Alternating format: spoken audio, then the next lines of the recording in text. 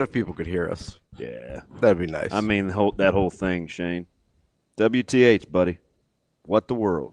What the world? Yeah. Are you on it? Yeah, I'm on it. Morning, everybody. Kobe says we're mimes today. Hey, killed you.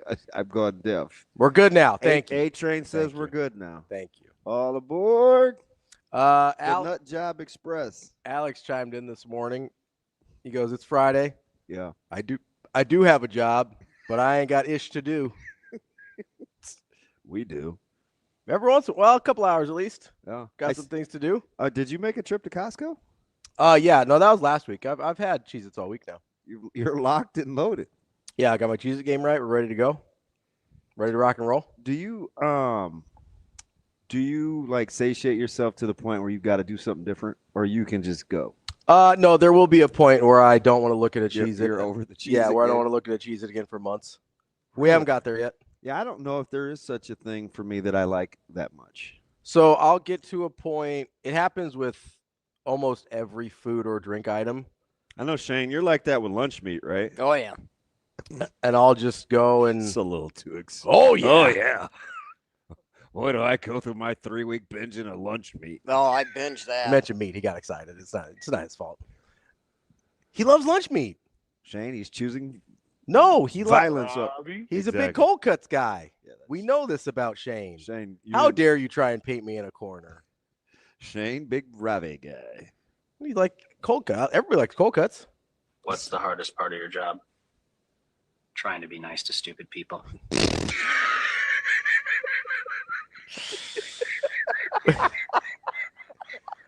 Shane, what's your favorite cold cut?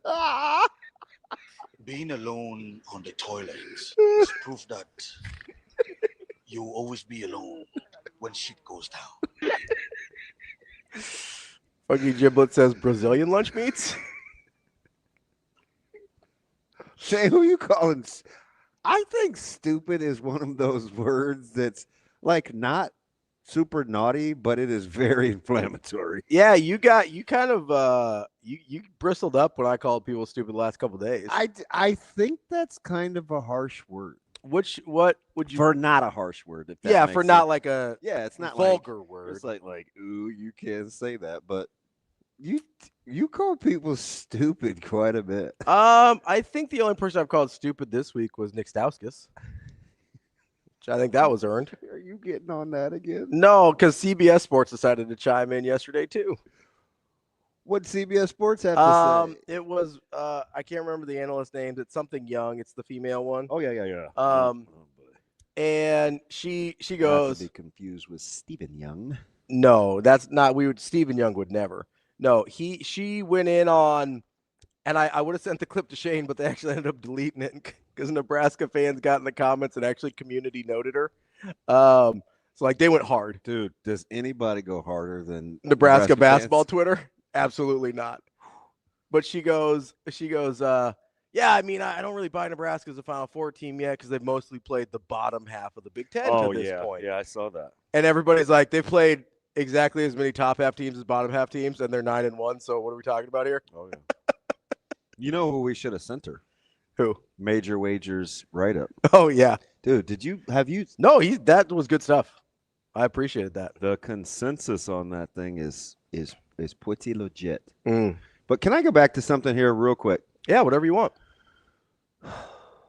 I assume lunch meats came from because you typically eat those meats at lunch, I would assume, yeah. and cold cuts because you typically cut them cold. I don't know if you cut them cold or serve them cold.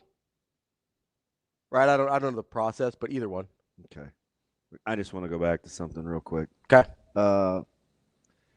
Shane, it was at what point did he utter the word stupid? 7:03, 4?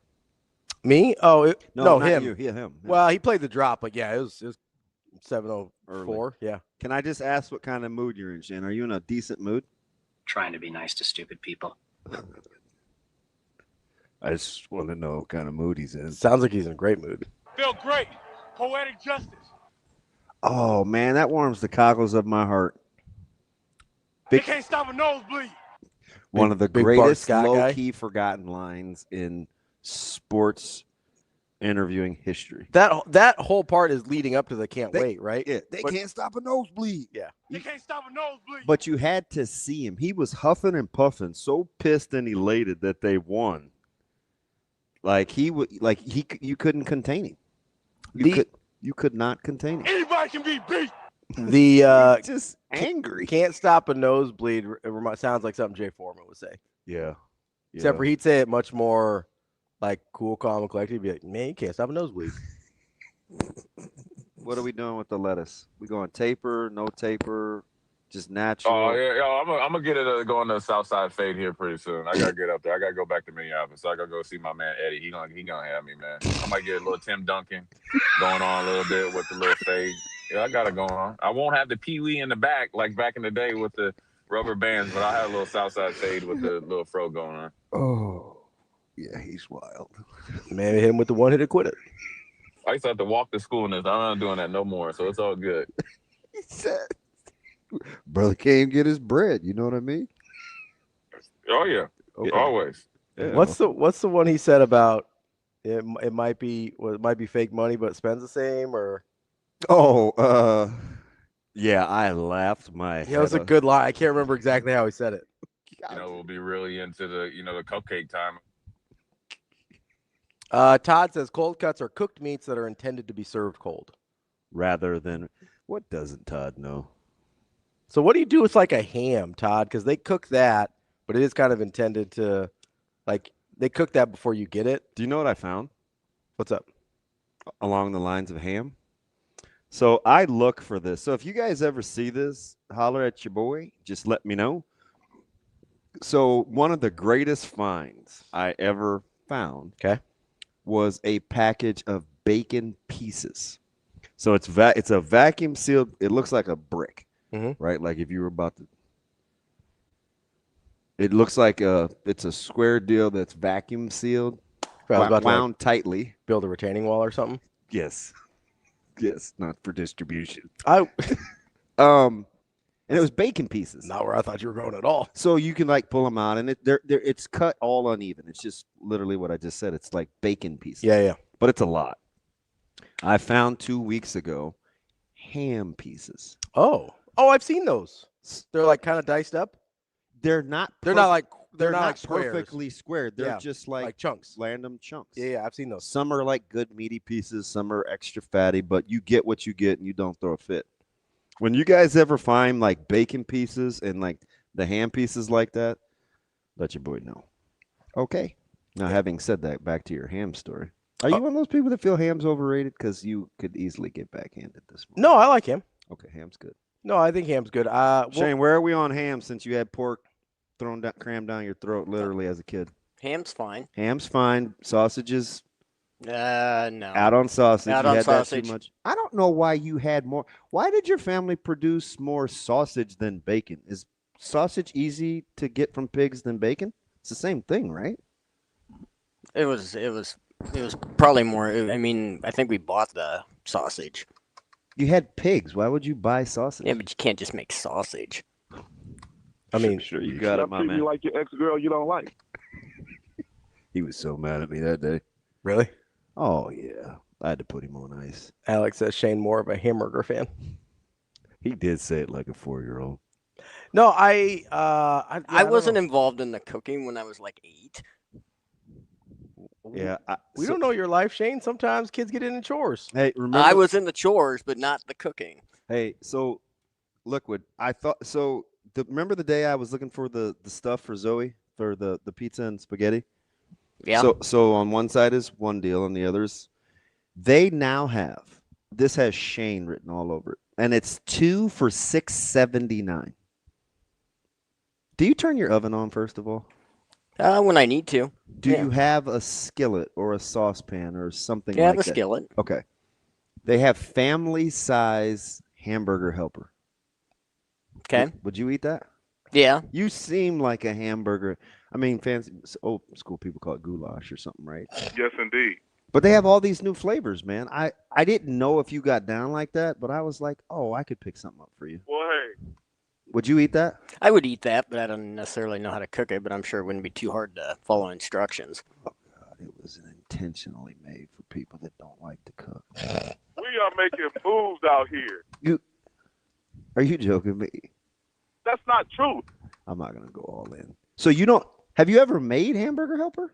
No, It comes in a box. It's but I've literally never bought it before, but I've had it. Can you brown ground beef? If I want to, Do yeah. you like you can do you're joking with me, right? I can ground. Yeah, I can do that. Okay. How do you cook your hot dogs? I don't eat hot dogs. What else is how do you eat?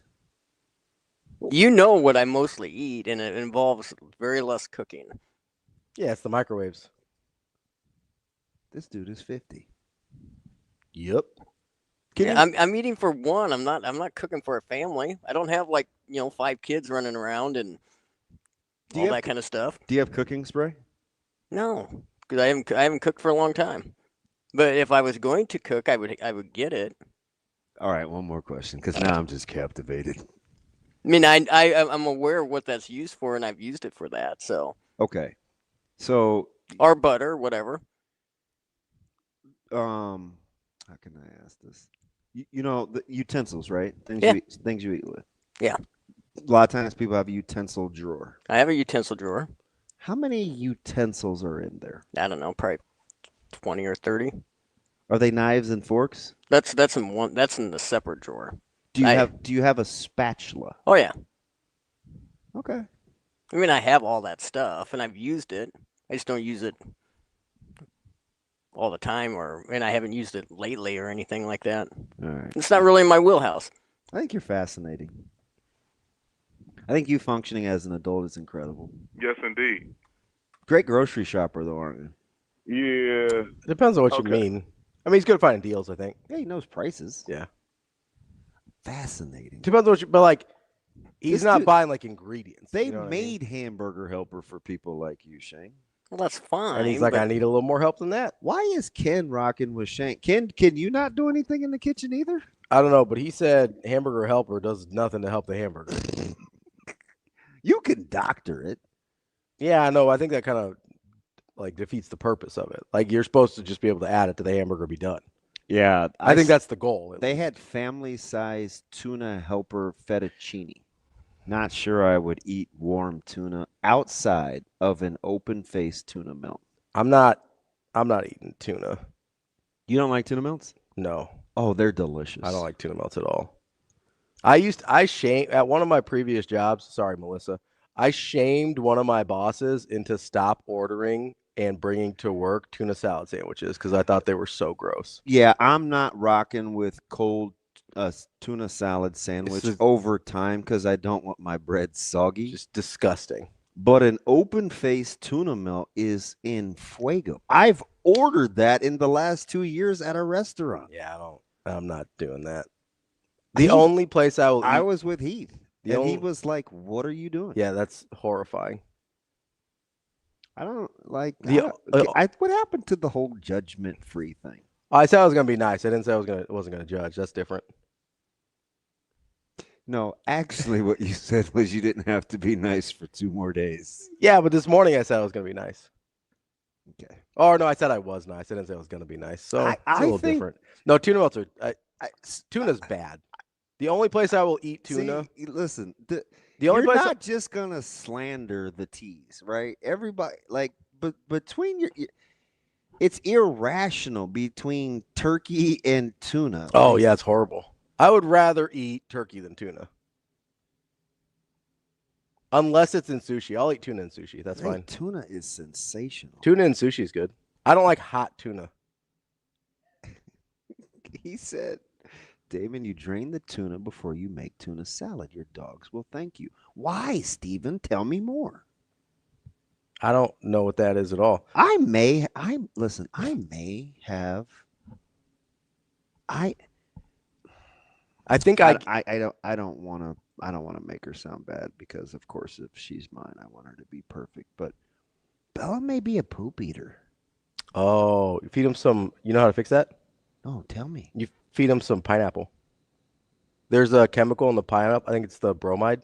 There's a chemical in the pineapple. It would be bromelain, I think. Yeah, probably. Yeah, bromelain. Bromelain breaks down enzymes. So the way it reacts in a dog's stomach, it makes the smell of the poop like super unappealing to them. Let's go. Yeah, I got you. Why didn't I just AI that thing? Because you know how she's kind of a closet pooper. Oh, so you think she's like going and like taking little snacks? Well, sometimes I hold her a ton, and sometimes she has poopy face. Oh yeah. So you know what I do? Like I treat her like a toy. You like wipe it off it. Listen. So Well, you got to. You can't like have. We have 2,226 different soaps in our house. Mm-hmm. Some squirt, some like whatever, right? We just have a lot.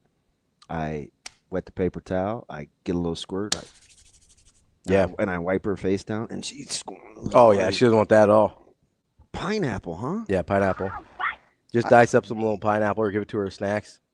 Be good to go. I taught her to walk up and down the stairs yesterday. Nice. That's a big step. That's a big step. Can I pet that dog? Yeah, and you've been in my basement. Mm-hmm. Like that's a long way down. And it's kind of steep. Yeah. Yeah. And for a little dog, like that'd be a little scary. Yeah. Yeah. But we did get her stairs. Oh, like kind of ramp portable. up a little bit. Yeah. I got you. When I got Is one that of my funny? No, I was thinking about teaching one of my dogs to go up the stairs. One of my first dogs, and we lived in an apartment that had like the holes through the stairs, like they weren't closed off, so you could see through them. And this dog was not having it. It freaked him out so bad. So I'm carrying this like 90-pound Mastiff up 3 flights of stairs in an apartment because he will not move. So you have never been to Oklahoma Tyler's house, but he had his setup in the basement is kind of elite level. Mm-hmm. But you have to go down some windy stairs. His dog has to be 10 years old, and to this day, cannot or will not go down the stairs. Just not having it. 10 years old, never learned to go down the stairs. Yeah, you probably gotta figure that out. Yeah, that's what you get for naming your dog Boz. Stupid Oklahoma name. I'll eat tuna in The pineapple thing, that's the lick. Yeah, that's legit. It's easy. We run through pineapple. Do you? Oh, then you'll be good to go. You already have it. like between Ryder, Zoe eating it, like I infuse my water with fruit, pineapple. Yeah. It's not really water, but to each their own. Wow, we use a lot of pineapple. Yeah, you'll be good to go. Just give her a little bit every day. She'll be all right. All right. I don't know what the ratio is for a dog that size, but you'll figure it out. Yeah, I think I'll AI. Yeah, it's no, I don't do much tuna. A tuna steak is different than like Tuna steaks are elite. yeah, that's different than I'm talking about. Usually when people are doing like tuna salad sandwiches or tuna casserole, they're doing canned tuna. And open-faced tuna melt, I think it's a hidden gem. Yeah. Just not rocking with it. Tuna salad and tuna sushi are not the same thing, Corn Raider. I get the tuna salad is cold. It's still disgusting. Tuna sushi is a whole other thing. Yeah. We're not doing that. So I have to ask you a couple questions. Yeah. This is totally sports related. As it always is. No, this is legit. Oh, it is? Okay. Okay. Do I need to set the parameters, or do I just roll with it because it's Friday? Because it's Friday. I don't really like. What's going on? I feel like it's like the Aussie Open, and you guys are volleying over my head in terms of who's going to be more unlikable today. Oh, it's definitely going to be me. Shane's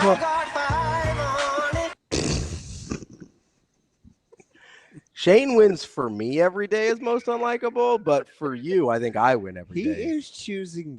He's got his fists up with you early. It's Were you mean to him when you were setting up the camera? No, I don't get mean to him until we're on the air. Oh. I'm pretty nice to him off the air. Is that true, Shane? Cut and dried. It's nobody's concern but ours. Nobody's. It's like I'm way nicer to you off the air than I am on the air. Oh, considerably. Yeah. Considerably. What do you care? You're like Alan Dushowitz. I think it's Dersh. I felt like that was one of my underappreciated rants. That wasn't really a rant. When I ran through off memory most of OJ's defense team. You know who you forgot? And changed every name. You forgot you threw Kim Kardashian in there, but you forgot Rob Kardashian, who was actually the lawyer. No, I know. I said him, but I went with Kim because of your feminine traits sometimes. You know what I wanted to say? Got a sensitive side. What's up? I don't really. This is kind of not a good word. Are you laughing at Dixie? Don't give him any burn. He's being a Richard head already. You don't have to wish me early Black History Month. I don't even like the month. Relax. Jeez. You were going to be.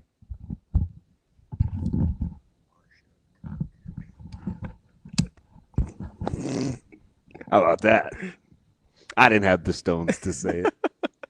But that would have been the funniest one. I just don't understand how somebody in Tuna poke bowls. Listen, it's Miller time. I went through a. That's one thing. I remember I asked you about the Cheez-Its, and you eat it so much you had to get away. At some point, yeah, I will. Oh, I went through a poke. Oh, yeah, you did. I remember that run. Yeah. Started during COVID. Yeah.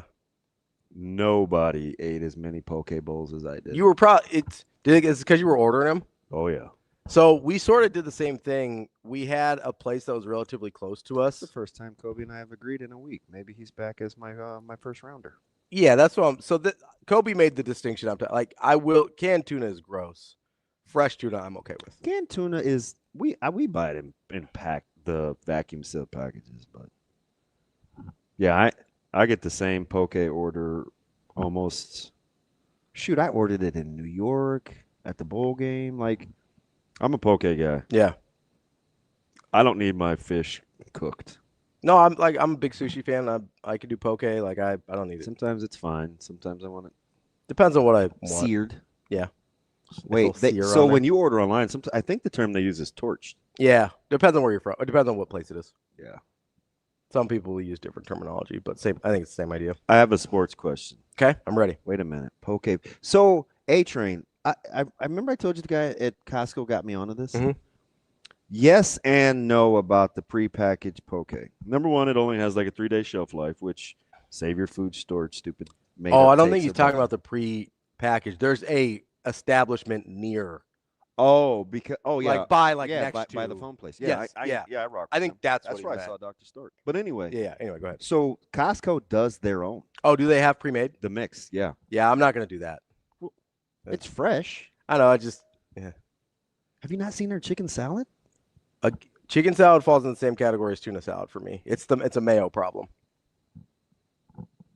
You all right?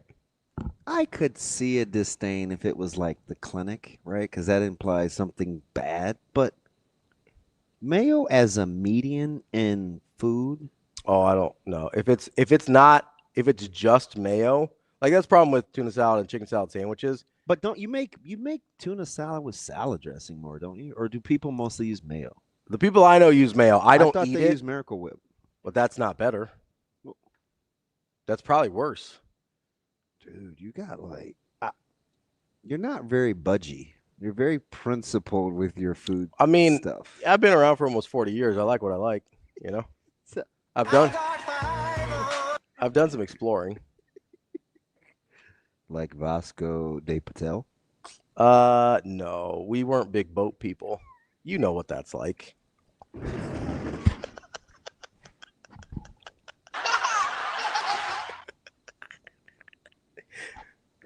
We both disdain the English.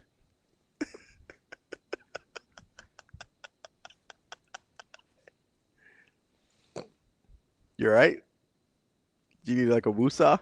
Oh, Serenity now. this dude said, you know what that's like. That was uncalled for. My bad. Just casually rolls off the tongue. Oh, yeah. Okay. All right. I just meant we both had had some bad experiences with boats and the British. Here we go. You know? Here we go. All right. Giddy up. Wow. My bad. No. You're not getting that one back. No. Not trying to get it back. It's just, you know. This dude. You're horrible. I'm trying to find common ground. That's all. Is that what it is? Yeah. All right. Let's Mules and Jewels. Exactly. F the British. No?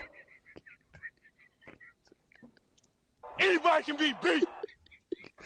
Correct. Us against the colonizers. Oh, You just gonna leave me hanging here? yes. They can't stop a nosebleed. That's fine. I'll just leave it. This dude said, you know what that's like. Actually, I don't. Well, not like you personally. Neither do I. Mm-hmm. I mean, I have a boat, so it's a little different, but different type of boat. I'm not going like open ocean here. I like to stay on lakes where I can see the edges. Incredible. Not a big open water guy. Oh, man. All Yeah. right. Not going on a cruise anytime soon. Back to my sports tip. Yeah. What was your I'm gonna have to question? shake that one off. That was a cold shot. Do you need some Cheez-Its to make yourself feel better? No. Okay. I don't want anything from you. T-Max, he just piling on. And you're like, me, like, why are you rocking with this dude? Because, I mean, I was kind of right. Like, He said luxury versus Yeah. transport. especially like involuntary transport. Like, that's where you really get into a problem. Okay. Did you watch Washington and Illinois? Yeah. What'd you think? Still really don't like Diallo. Is that just because you No, Yeah. it's because I hate how he plays. You know exactly why I don't like Diallo. Yeah, I described it. Stylistically, He's too athletic for you. no, that is not it Yeah, at all. That's what it is. No, it's because he makes terrible decisions. Husker gnome. You see, you just put chum in the water, What'd I do? What Husker Gnome say? and here come all the sharks.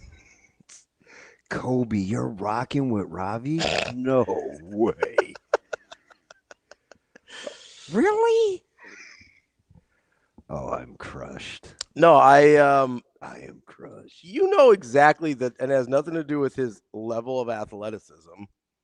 Because I was a big Zion Williamson guy. If he ever decided he Yeah, liked but he wasn't gonna be a shooter. Like you, I think you don't like the fact that No, I love it. I love it when athletic guys can shoot the ball. I don't love it I when. love it when athletic guys can shoot the ball. Yeah, exactly.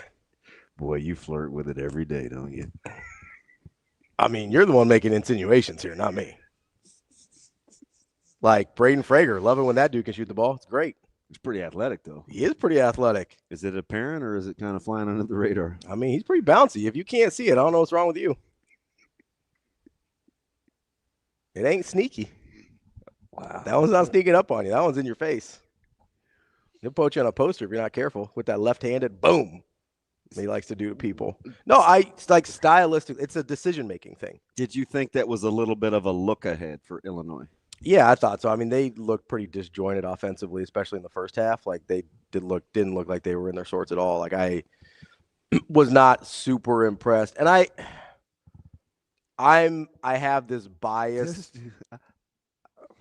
I have this bias with Illinois anyway, because anytime they don't look up to their talent level, You want confirmation bias. I just am going to say like, well, it's because Underwood sucks, right? And that's probably not fair in this situation necessarily. I do think stylistically, and we talked about this when Washington played Nebraska, stylistically they can pose some challenges to teams because they do have some I think Steinbach's pretty good. Like I think he's a good ball player. This dude had 2 shots where he didn't draw iron. Yeah. I was like, WTH. But like I'm not a big Diallo guy, but stylistically he can cause problems. Yates I don't dislike as much as Diallo, but Yates is tough when he's going. again can stylistically cause some problems. So I'm not stunned by the result. Diallo only shot 1 3. That's He made all his free throws. Why were you not happy with him? because I've seen him play before yesterday. Oh, he's Like you want me to just be like flush it down every time I see. Well, I him don't. play? You don't strike me as the type of guy watching a lot of Washington Husky basketball, except for the fact for 2 months I've been talking about the combination of Diallo and Yates. I understand that, and I am familiar with Diallo before, and I'm not a fan of how he goes about his business. Like stylistically, that's not a guy I want to rock with. You know how many fouls or turnovers Illinois had? How many? Just take a guess. Playing the way they play offensively. This might be high. Like 13? 5. Yeah, I didn't think I would have guessed they had way more 5 than turnovers. that. I would have guessed they had way more than that. What's the line going to be on Sunday, do you think? Is there a look ahead? Somebody, degenerates, Aaron or TK has a line, a look ahead. We might have a look ahead. Sorry, DB, I have Tourette's thumb. You and Husker Gnome suffer from the same thing. It's hard, it's a Yours isn't Tourette's thumb. You have joke Tourette's. yeah, it's a struggle. We struggle through it every day, it's a burden. Not a lot of people know about it. It's a No, if they listen every day, Well, which yeah. several thousand do. Yeah. They know you have an issue with tact and timing. I would say more self-control than tact, but it kind of is what it is. You definitely. There's really no treatment for it. I kind of just have to go through my daily life this way. It's actually harder for me than it is for you. Dixie, you're closer to me than Ravi is in terms of philosophy. You're the one that's got kiddos at North Star. I don't know what that means culturally. Anyway, they like Gators? Dude, they had a good win last night. They hammered Lincoln High. Did they? Yeah, I think by like 30. And Southwest beat Southeast. We'll talk to Jerome or Sautter about it. Yeah. That's a good statement from Southeast if you were kind of torn on how good they were. Yeah. Southwest. I'll say because we're looking at the 4 Southwest, Southeast, North Star, and Lincoln High are the 4 in that Lincoln could host a district site. Yeah. I don't know. That was not a good performance from Lincoln High last night. I don't know. West Side hammered Central. Yeah, I saw that. 64-46. They can't make a lot. They don't make a lot of shots. Yeah, that makes playing basketball pretty difficult. It's weird too to see West Side plays like. It's a good little adjustment, nice little wrinkle. Yeah, zoned up a little bit. Yeah. Say, hey, go ahead and shoot that thing. Good luck. And they're long. That's the thing is they can get away with a zone and actually still get out to shooters because they've got tremendous length. Especially at the high school level, that's not super common. Yeah. Like it's hard to get enough length to play an effective zone in the high school level. And although a lot of people do it anyway. I think Bellevue West got a sneaky win last night, 5 or 6. Yeah. So I don't know. We'll get his thoughts at 9. He took a deep dive into Nebraska's recruiting weekend. How about the fellas on campus for They got some dudes coming. One of them isn't going to be here, but that's okay. Two-sport. Oh, yeah. Yeah, I wondered. Yeah.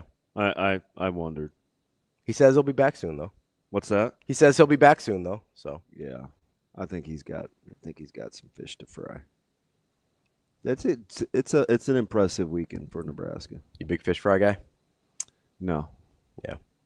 I'm not at all. Too many people? You don't like fried fish? Both. Do you really? You're gonna make? Feel free. Here we go. I'm genuinely curious. But lots of things I don't like. Number one, I don't really want to smell like food for the rest of my life. No, I get that. There's a it sticks with you a little bit. It is typically crowded, mm-hmm. and I am particular about my breading. Oh, okay, that makes sense. No, those are all reasonable. Okay. I thought maybe you had something against like the Pope or something, just not doing. I don't know him. He's from Chicago. I don't know if you heard. Pope Leo. He's a big Bears fan. Game 7. You can't miss. He's a White Sox guy though. Don't put any of that Cubs stuff on him. Oh, yeah, I am not. That's going to be starting up here pretty soon, isn't it? Yeah. When is? It's not. I almost called it the wrong thing. Lord knows you're an equal opportunity offender. Yeah. I almost asked when Black Friday is. That's not it. That would be today. Nah. What's the one I'm looking for? Ash Wednesday. That's the one I'm looking for because it's right after that, isn't it? Yeah. Yeah. When's Ash Wednesday? Do we have any Catholics in the chat? Law of averages says yes. I would imagine. Yeah. I am not a cornmeal guy. Like I'm out on cornmeal. Todd says Illinois is a 4.5-point favorite. Interesting. As a look ahead. February 16th. Yeah, I knew it was coming up. Joe Good got us there. Joe all to the good. Nebraska was at his. They're on that coast. They're in Florida. They're in everywhere. What did Doc G see? DB, you particular about your breading? Shocking. So, I mean, I don't like cornmeal. I'm particular about my breading too. Like some of it's bad, and some of it's just bad. Like given a choice, like I prefer wet batter. So I don't know the differences as well as you do. I told you the difference. I showed you the texture. One is more granular, the other's more smooth. We're gonna think Long John's versus a Seagram's bottle. Wet batter. That bumpy face doesn't help me that much. It's a terrible analogy on my part. We're Googling here. We're gonna see what we have. Wet batter for fish. It looks like what I made with the cod. Just think Long John's. That's wet batter. Yeah, exactly, Wyatt. Not gritty. Now we're gonna try dry batter. Or corn, you know. So dry batter and cornmeal are different though, right? But cornmeal you can use in dry batter. People use cornmeal for texture as opposed to like flour and like just flour. So what do you like? Some people like panko. Some people like.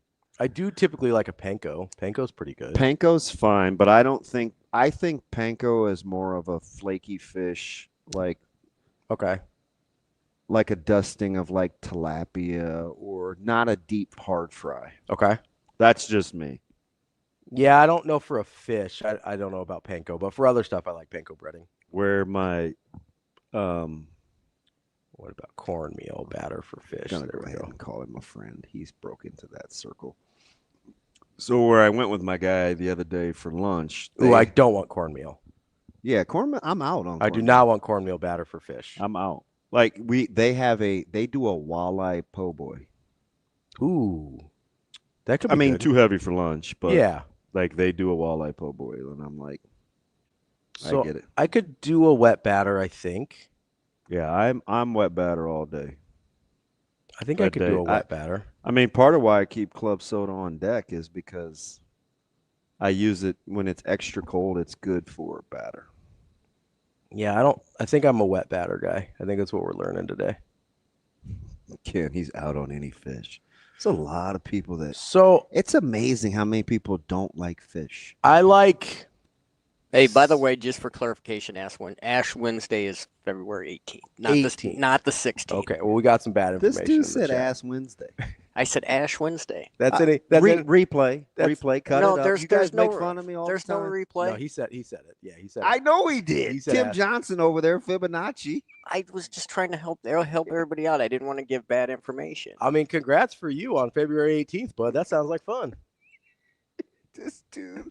No, I didn't say that. No, I didn't. But if it was me, this thing would be cut up all over. Yeah, it'd be cut up already. He'd played it 8 times already. You know, Austin's gonna cut that up. Yeah. Or Rico. That's a Rico will be all over that. Thanks, Rico. February 18th. Shane, if you're lucky, every Wednesday could be Ass Wednesday. Wow.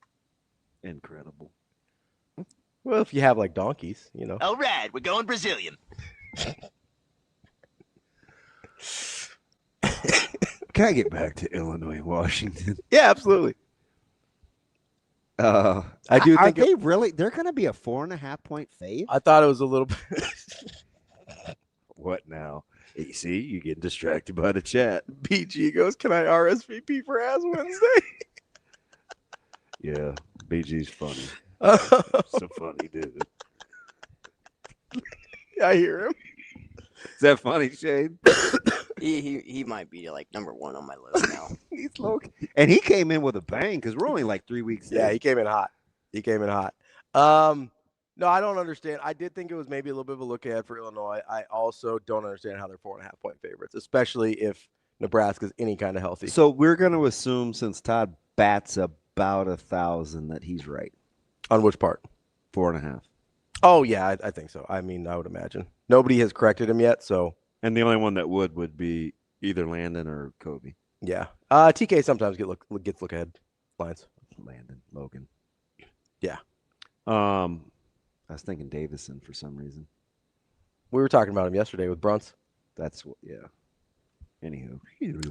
I would be surprised. Did you see our man's back? Who? JMP. Oh yeah, what's up, JMP? He's been back a couple days. Hasn't Yeah. He popped in the middle of this week. I agree, LC though. I'd be surprised if Wait, Shane, cut that up. He said, "I agree, LC," which is roughly a first considering how long you two have been going back and forth. I'd be surprised if it actually does open at 4.5. That seems heavy to me. I think we're gonna cut that out. Did you say I agree? Yeah, I agree. I agree, LC. Oh, he's making progress. You know, it's I don't agree. That seems nuts. 4.5. Yeah, that's crazy. But you just said we're rocking with Todd.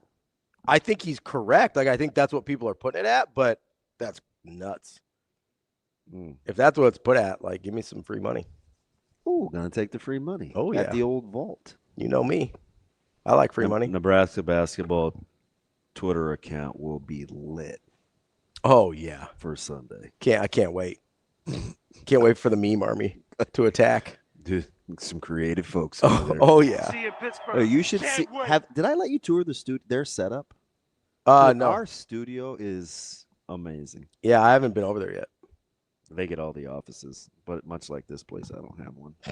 But I know what you guys are gonna say. You'd never be there anyway. You could share an office with me if you want. I'm not sure. I am too old to be sharing anything. I got nice chairs in my office. You can hang out with me. Can we bring one here? No, we are gonna fix the chair situation when we move to the studio, though. I've already made that clear.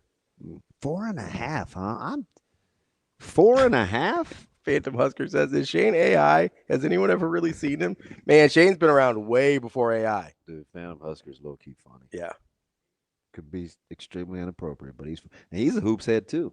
Phantom Husker? Yeah, he's the one that gets he's the one that got the crazy chant started at Memorial Stadium for football. Which one? The one about officiating. Refs, you suck. I mean, whatever. Is that what it was? I don't know what you're talking Let's about. not put the old quarter in Phantom. You know what I mean? Joe Good. Oh yeah. Can we go ahead and hit that, Austin? Hit what? Hey, by the way, just for clarification, Ash Wednesday is February 18th. Thank you. One more time. One more for time. Those of you at home. Yeah, because he went back and corrected it. Hey, by the way, just for clarification, Ash Wednesday is February 18th. Mm-hmm. Yeah, he wouldn't have corrected it if he didn't say it wrong the first time. That's how it happens. How you like those Granny Smiths, Jane? That sounds like it was AI edited. Or AJ edited. Hey, by the way, just for clarification, Ash Wednesday is AJ edited. Oh boy. You guys want to get to our guest here, Gary Java? Sure. Phantom Husker said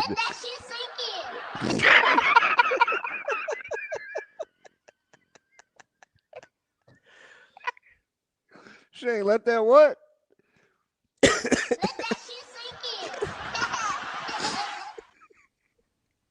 Phantom Husker, that was from section 18. All right, buddy. He said that sounded AI. AJ. LC says, I don't think the odds makers know Rink Mass is 30-1 at PBA and has never lost a conference game there. Only he would know that stat. Wolverine says the Supermercado on 18th and Vinton has your bacon things. Oh, pieces? Yeah. Oh, say less. Yeah. Say less. There you go. Nice. I'm a huge Wolverine fan to begin with. Okay. Like the character or the person? They're the same. No, I mean like the chat person. So I can rock with him. Yeah, I don't know him at all. But the character. Okay. No, I like Wolverine as a character. And I like the animal too. You know I'm all about irrational violence and fear. Like, also a big Michigan guy, so that helps.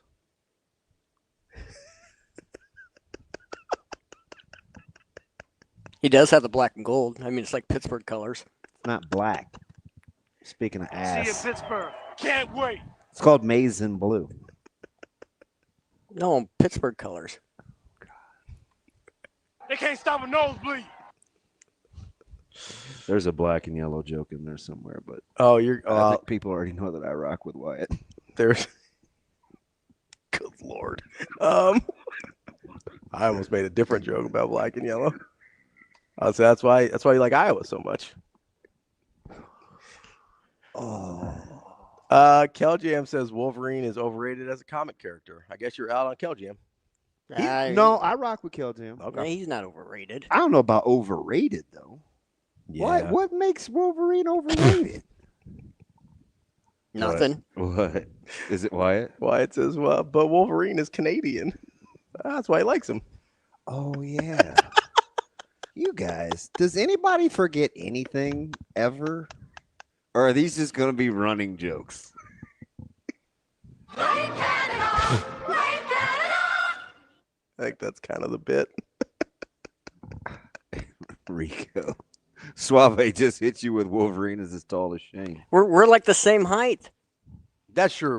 Rico's not a big. He is taller than you though. Oh yeah, like by an inch or Is two. it the hair or probably right the where hair. the hairline starts? It's like the hair.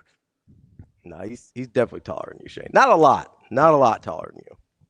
Oh man, He's producer on producer crime is comedy. He's faster than you though. I know that.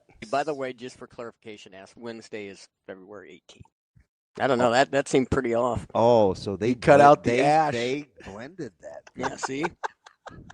Dude, how are they editing that quick? AI. When it comes to comedy, they will get it done. Oh, that's funny.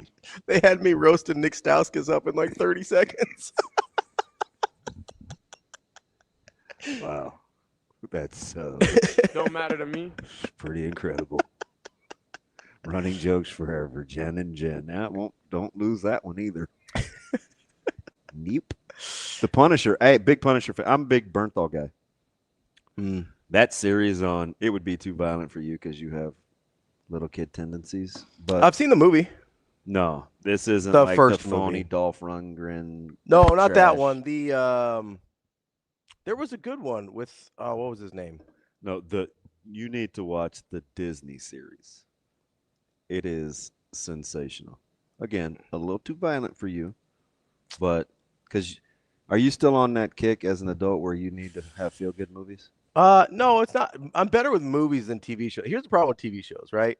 Is when they're downers all the time, they just keep going on and on and on and on. Yeah. Whereas like movies, I'm pretty much done in 2 hours. I can figure that out. Okay. You know what I mean? I just don't like if I'm watching something over the course of, I don't know, a couple weeks or, if it's a really long one, a couple months. I just don't want having like Debbie Downer stuff in my life every day. Did you make it through Ozark? No, I haven't started Ozark. I've heard it's very good, but I haven't started it. It was always something with Ozark. So that's kind of my other thing too, is I'm very, and I don't know if this is Ozark or not, shows where people are just like self-sabotaging the whole time, it makes me irrationally angry. I'm just like, stop doing the stupid thing. Oh God, you're that dude. I am.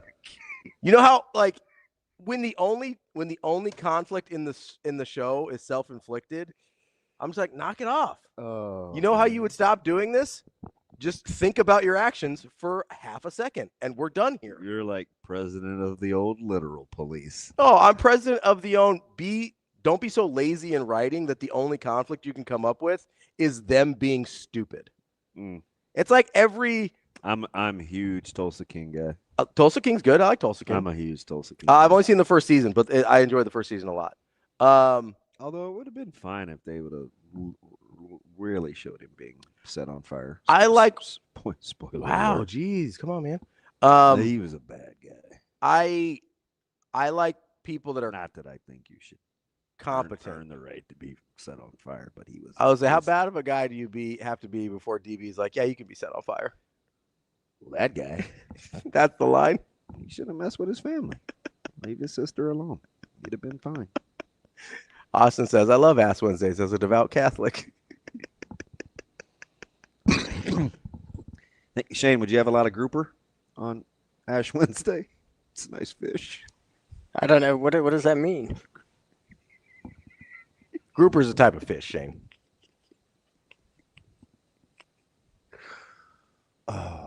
Is that I mean, you can have fish on that Wednesday, can't you? You could.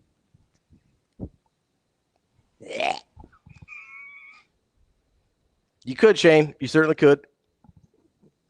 You certainly could. That's on the table. Definitely. Another good one, Mayor of Kingstown. Very nice.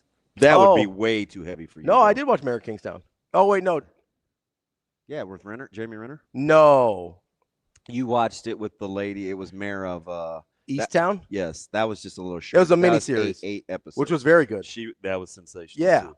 But it was limited, so I could like get through it and be done. It's amazing Daniel gets it. Yeah. But he's naughty to begin with. See, Carol was really proud of me for refraining myself there. Thank you. Yeah. Thank you. Has anybody put out an APB for Jose? I mean, no, Juan. We've seen Joe Good. Joe Good's in there, but where is Juan? I don't know. I haven't seen him. What? I don't know where this came from, Jake. He says gas station sushi is fantastic. No, Jake's probably late. I didn't get off the pot for 4 days, but it was worth it. Yeah, Jake's probably late. And I'm just telling you, I say a lot of people are crazy. Flaky Jake is legit crazy. One of the original nicknames. Oh no, Joe Good.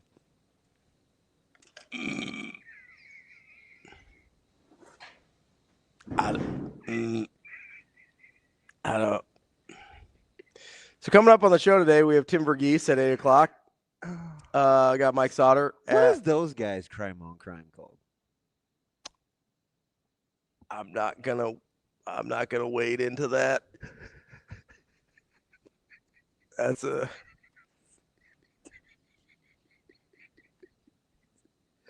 Especially on the heels of yesterday. What happened yesterday? But Joe Good would know locally. Oh yeah. That's Daniel's hometown representing. Good job, amazing Daniel. Shout out you guys. Steve Sipple will be here at 9:40 allegedly. No, we'll get Sip. Allegedly, until he's on the phone. We'll see. We'll see. Permission to treat Sip like a hostile witness. I mean, you don't need my permission. I treat everybody like a hostile witness. That's my dude. I'm not reading that out loud, Jose. What'd he say? I'm not reading that out loud. I will not. Yet you'll say to me, never mind. I was trying to commiserate with you. I was trying to identify with you weren't. On a personal level that we have both been done wrong by the colonizers. You're not getting me. I would never. At all. Ever. Wouldn't dream of it. Oh. Would never dream of it. I'm just trying to help you. Yeah. I'm here to help, DB. I need a moment. I'm a helper. Well, that's good. We can take a break. It's about time to get to Tim VERGHESE. By the way, do you think these are ugly? No, I kind of like those. So I have these shoes on, you guys, and yeah, they're not bad. We talk about Queen all the time, being mean-spirited. Oh, yeah. So we're having a coaches meeting. Jeremy, not the band. We're doing like depth charts and stuff. And he's across the room, but I see him looking down at the ground. Mm-hmm. And he has this look on his face like he smelled raw cooked cabbage. Okay. So I look over at him and I go, "What are you looking at?" This is in the middle of the meeting. I'm like, what are you looking at like that? He goes, "Those wrestling shoes?" I was like, "Why are you on me about my shoes?" Yeah. He goes, "Those are ugly." I mean, who says that? I've seen Queen. It's not like he's a beacon of fashion. Oh, I'm telling. Go for it. I mean, come on. Like, what are we talking about here? Like, you ever just call another dude's stuff ugly? Not generally. Isn't that a little weird? Sometimes. Okay, so the closest I'll come to is if somebody's wearing a suit and it seems like they need a little help. Oh, I wonder what he's doing. I'll just be like, "Hey, can we do? Do you mind if I try and do this here?" I like my shoes. Did you read MJ's comment? Am I gonna get in trouble? We all might get in trouble. MJ, where is it? I'm gonna put it on the screen. I'm not gonna read it. I'm just gonna put it on the screen. And now I think it's time to take a break. I asked that, and my old partner explained it to me. Yeah. Yeah, I had no idea. Just a little bit of ash. He's kind of an envelope pusher, though. On your face. We'll be back with Tim VERGHESE here on Hurrdat Sports Live. We made it.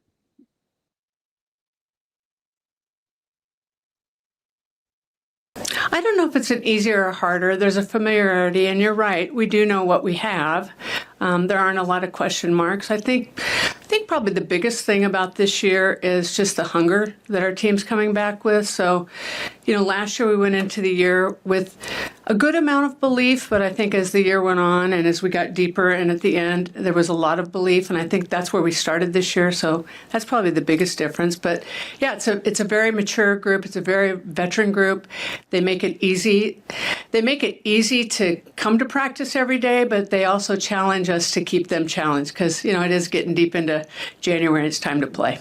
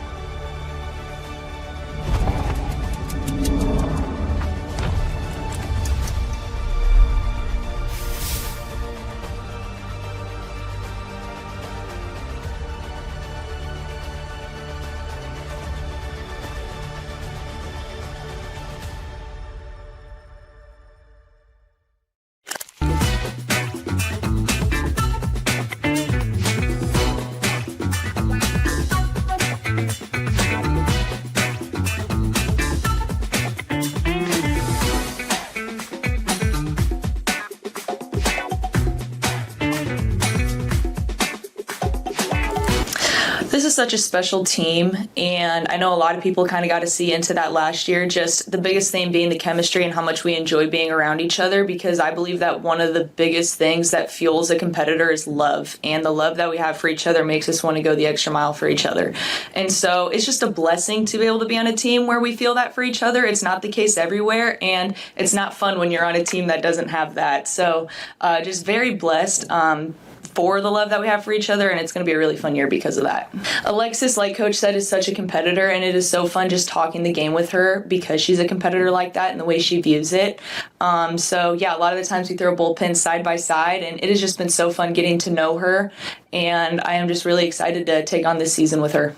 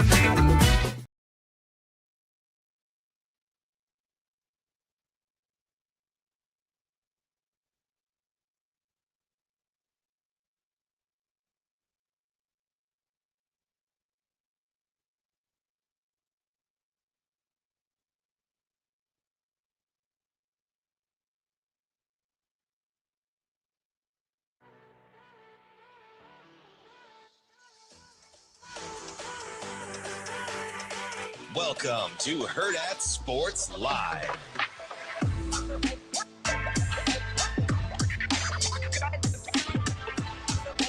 Welcome back, Hurrdat Sports Live, presented by Next Gen Male Medical. As you can see from, the last, week of shows or so, like DB and I are both feeling very energetic. We're feeling good. You would say maybe we're a little, got some strength in us. It's because we've both been going to Next Gen. I got my Sir Moreland, not Sarah Moreland. Yeah. Sir Moreland, you got your BPC 157. I'm hitting on that 500 now, too. The TB 500. Get a little T in there as well. Whatever it is you need to get feeling like me and DB, which is obviously the goal. Because nobody has as much fun as we do. Clearly. That's what you got to do is go over to our friends at Next Gen Male Medical. It's nextgenmmc.com to schedule an appointment, see what they got to offer. And Shane, they're good for ladies too. They are. So they got you covered. Whatever you need. Whoever you are. I'm not just saying I'm not like Guys produce a certain amount of estrogen too. So I could take your mom there?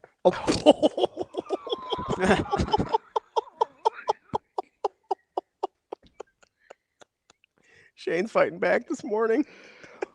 I think Tim thought that was kind of funny. Shots fired. Like, really? We're doing the mom jokes? It's his only go-to, but it's pretty funny when he does it. It's fine. It's fine. Let's get to our guest, Tim VERGHESE from inside Nebraska. Tim, what's going on, buddy? How we doing? Oh, hey, how we doing? I had to mute myself to avoid Aaron chuckle coming out. Tim, ever since we went to this non-terrestrial radio thing, I mean, it is just out of control around here. I'm going to get over this in a hurry. That was kind of unnecessary.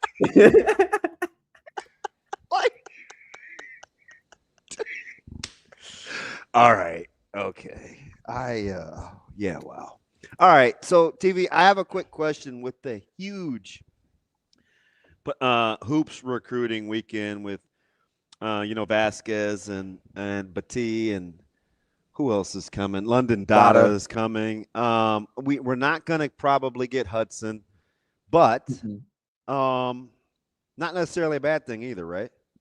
No, not necessarily. I mean, the Hudson thing is just kind of just the unfortunate, just the way the weekend worked out. He's got our own basketball tournament that's kind of has his weekend kind of up in the air, and travel just wasn't going to work out where he could make it in and out of Lincoln and also played in that tournament. Yeah, I mean, that'd be star-studded because it's Vasquez, Batty, Donovan Davis, and Dada. Like, that's a good crew. That's a really good crew. Like, yeah. Once that list came out too, and it was Thursday evening, and I was texting with Nebraska, and we're trying to figure out kind of what this weekend's going to look like, and you look at the basketball list, it's hey, the basketball weekend might be a little more star-studded than the football weekend, and yeah, it's close. It's really close. It is, and I was not joking, but kind of commenting all week, the last 6-7 days since these guys have been on the road. Do you like that? You can see the divide and conquer regional where Nebraska's football staff is. I mean, they've been all over the place. Yeah, it's been crazy. And it's been really interesting to kind of see the new coaching staff hit the road. And honestly, I think you're seeing their recruiting process as an entire staff in general evolve. I think, again, I think you're starting to see people on staff claim regions, which is important. You want your regional recruiters to be comfortable in areas and claim certain areas, and you're starting to see that. You're also starting to see, I think something you're starting to see, which I've been impressed by, I think Roy Manning and Jeep Wade's early efforts. Yeah. Both those guys are coast to coast right now. They're all over the place. Manning in particular, it really just kind of feels like he's all over the place. He's been in Texas. He's been in Utah. He's been in Wisconsin. He's been in Chicago. He was in New Jersey yesterday with Matt Rhule. He's just busy. He's all over the place. And Nebraska's doing a good job of trying to build out a talented edge rusher board, add new names to it. I think another thing that's really interesting. I mean, we had this conversation on the board yesterday of, if you're a program who prides yourself like Nebraska does on early evals, and you don't necessarily have Texas Tech money, and you don't necessarily have the results on the field yet to stick with of other of successful teams. How do you keep early evals? How do you keep them committed? And it comes down to relationships, sure, but I think that's a new challenge the staff is working through now that we're entering, coming off year 3. It didn't really go maybe the way they had expected, anyone had expected. There's still some questions out there that they still have to answer. And you're seeing what I've been really interested in is this almost mass expansion of the board at certain positions where they believe now on top of the top of the board talent they have, they're once again really getting out ahead on evals and offering ahead and getting early on guys that maybe unranked, maybe have a handful of offers, maybe don't have any offers, but they're getting out early again. They're early on evals. They're quick to expand. And this is in the 27 cycle where, we're up against it. Guys are starting to schedule visits and OVs and stuff like that. But in the 27 cycle, 28, 29, like they're still early on guys. Like that evaluation side of things has not gone away. They still, even as they attempt to take this jump up as a program, they still pride themselves on evaluating and finding the talent before others do. Tim, I'm kind of fascinated by, you're talking about relationships and kind of how that role that plays in recruiting. And you mentioned last year not going as well as, most people wanted, obviously anybody wanted, or as well as maybe people thought it would. And I'm trying to, especially with these high-end guys that you see, and maybe not Nebraska specific, but kind of across the country, what kind of balance are you seeing between guys valuing money in terms of their valuations, guys valuing the relationships they have with the coaching staffs or the university in general, and the proof of concept they've seen from a particular coaching staff, whether it be in terms of wins and losses or producing NFL type players? Like, how are guys sifting through all those things? I think the ranking is the reverse order you listed them in. Like, truly, like I think it's proof of concept, and then it's relationships, and then for anybody. I agree. Yeah, right now at any point, at any recruitment, let's say, let's take X recruit. If Nebraska and Georgia offer at the same time, Georgia's going to be more well regarded just off the jump of Georgia has more proof of concept. As of late, Georgia's, in the SEC championship conversation year in and year out. And then, we get to the next point of, okay, well, that offer's come in. And then and you have these offers from these different staffs, and you've met with all these different staffs, and then you start building the relationship. And that's how Nebraska, that's the second part. That's how Nebraska starts to separate themselves. They do a better job than most programs at building relationships. And so that's how they separate themselves, with guys like Claude and Puma and Danny Odom and guys that they've pulled from other, elite programs. And that's how they separate themselves against programs when they're in the top 3 or top 4, and the other programs maybe have more proof of concept. And example, Aaron Washington, they were up in it. They were the ones that were making USC sweat up until the end. He's a Southern California kid. He's visited USC more than any other program. USC obviously has a little more proof of concept than Nebraska at this point. They also have more money than Nebraska does at this point. It was a conversation pretty much up until he got into the podium, pretty much solely off the back of his relationship with Addison Williams. That relationship can carry you very far. And so why is NIL third and why is money third? Because once you do the first two things, if you have the first two things, if you have the proof of concept, if you have the relationship, and even if you don't, if you've built a relationship to overcome the lack of proof of concept, at that point, it's not about money at that point. The money's not the separator at that point. The money is pretty even across the board. And at that point, it's just, okay, what overall package in terms of money, in terms of relationships, in terms of proof of concept, and whatever else you're looking for, what overall package best suits you? Like, I think that's still something that people are still out on or don't really understand. And they see Nebraska, in the portal, and Nebraska comes up short, and they're like, oh, well, Nebraska doesn't have the money they're talking about. Well, they do. It's exhausting. Yeah, and that's the thing. Like the conversation from a money standpoint is very close to, is very even for the most part. Like it's not that much of a separate. Like you have your programs here and there in individual recruitments that will go and throw out a gaudy number just to win the recruitment, just to win the bidding war, just to get out there. Hey, they could. Do you want to be Missouri? Right. You know what I mean? That's kind of dream. And no disrespect, because he was just at Omaha West Side, so I don't really have a ton of bad things to say about Drink, but you can tell they're operating in a different way. It's different from a recruiting standpoint. Yeah. And again, I've had this conversation before of just there are programs that money whip players and money whip recruitments and do that stuff. And yeah, that is absolutely a way you can build in this day and age. I don't believe it's a sustainable way to build, because you can strike and you can have a really good. We had this discussion on here with Missouri. With how much they spent in the portal last offseason, what they did on the field last year was not enough relative to the amount of money they spent. And now they have to go and nail all those evals again to build around Ahmad Hardy, and they lose Damon Wilson. They have to nail all these evals to build and hope to get over the top again. And it's just one of those things where I think if you were a program that leans solely on money whipping through the portal and money whipping at the top end and not really a relationship. I mean, again, that's not to say, again, Nebraska still has to get to that point, but you look at the way other programs recruit versus the programs that are the ones that are solely kind of money whipping or really rely on that, it feels like. It very much feels like year to year, the results and what you expect of that program are way up and down versus the consistency of a program that lives off high school recruiting and complements high school recruiting with, pieces. Like I put it on the board yesterday.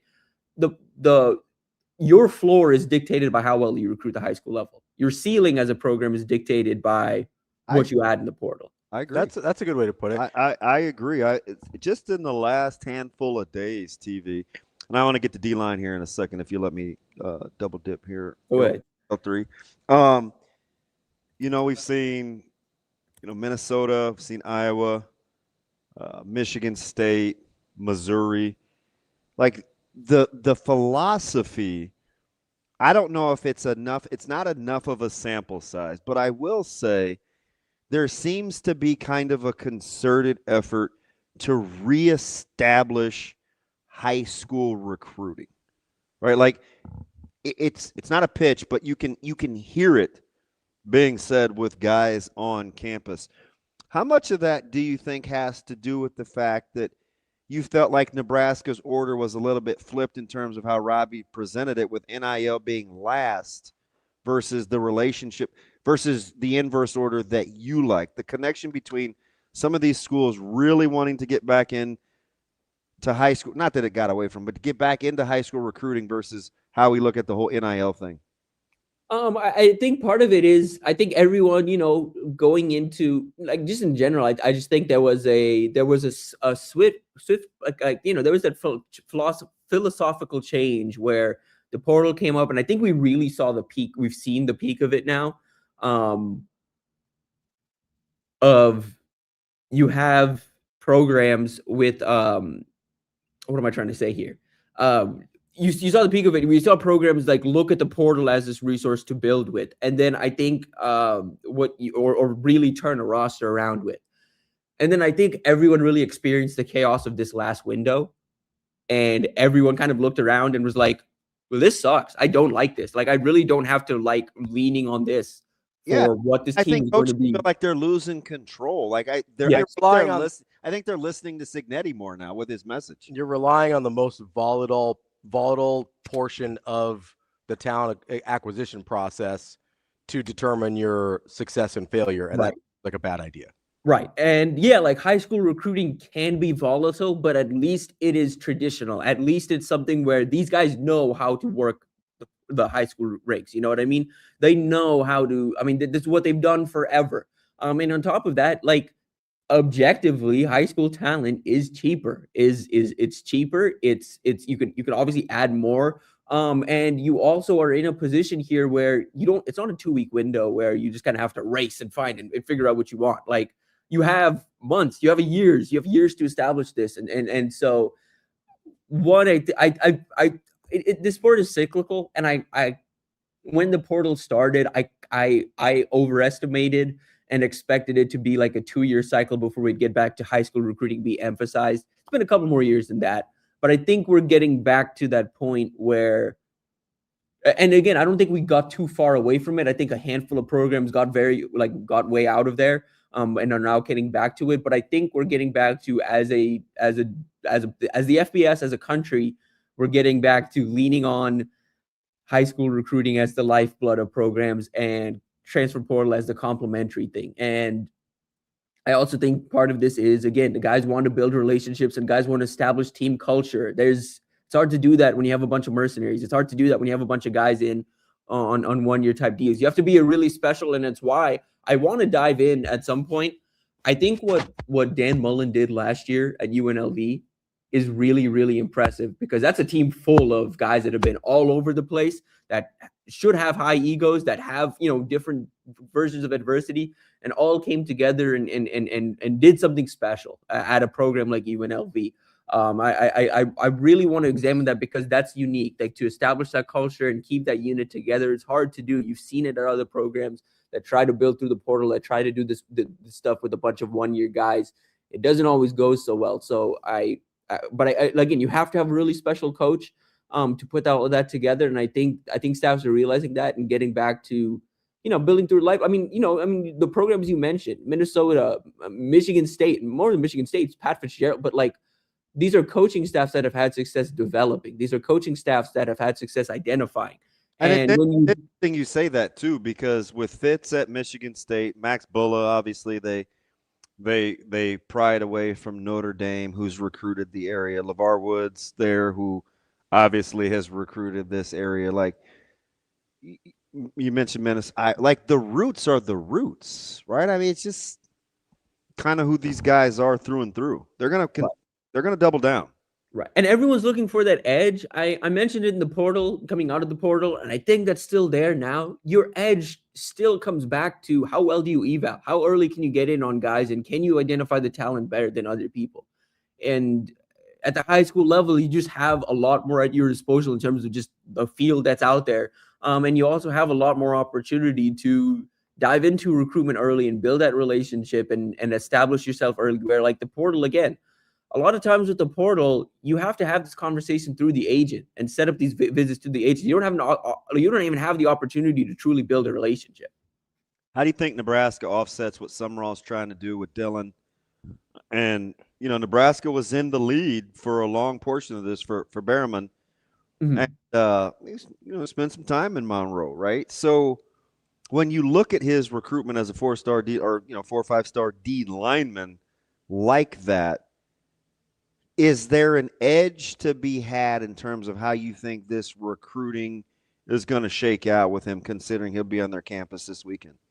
Well, for what it's worth, last night, our Sam Spiegelman reported that visit's been canceled. So, yes, last night. But yeah, to answer your question, relationships.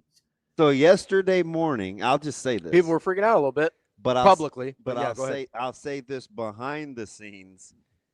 Yesterday morning, I think Nebraska was like, I got the sense through the grapevine, like enough's enough. You know what I mean? So they have the ability to do kind of what they want to do if they want to do it.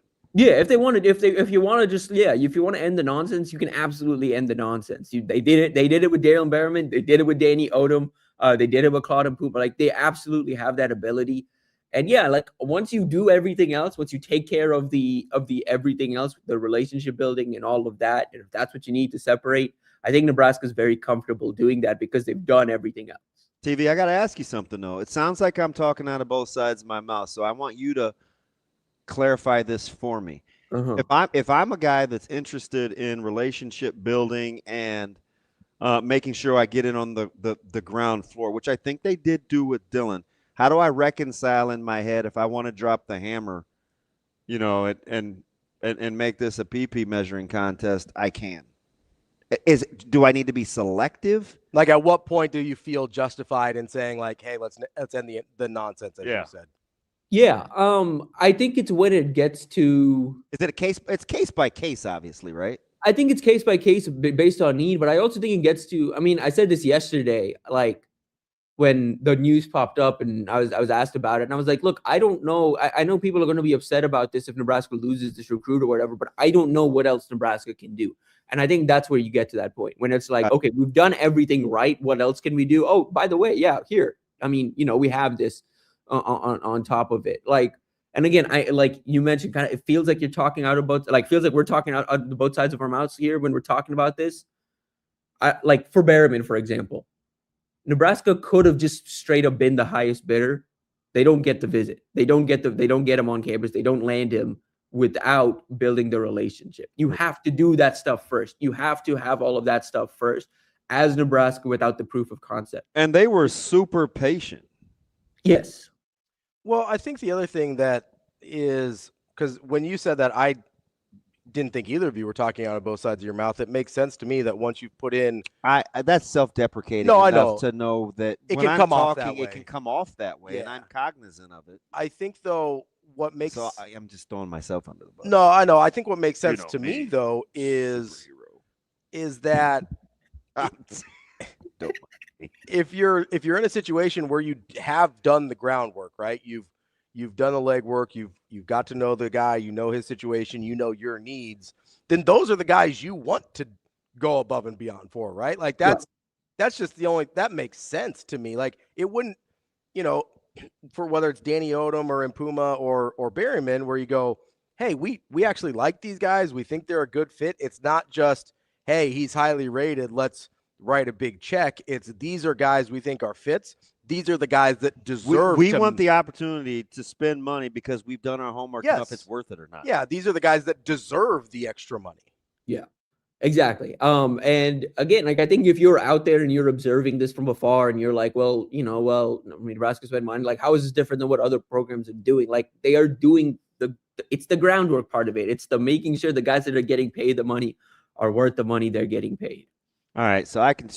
Oh, go ahead. I'm sorry. Just real quick, because we're talking about building relationships and evaluations and stuff like that. For you, Tim, and I want to hear both what you've seen from coaches across the country as well as you personally. When you're doing these early evals, especially on the high school level, how much of that evaluation for you or for what you've seen is outside of the physical attributes? Interesting.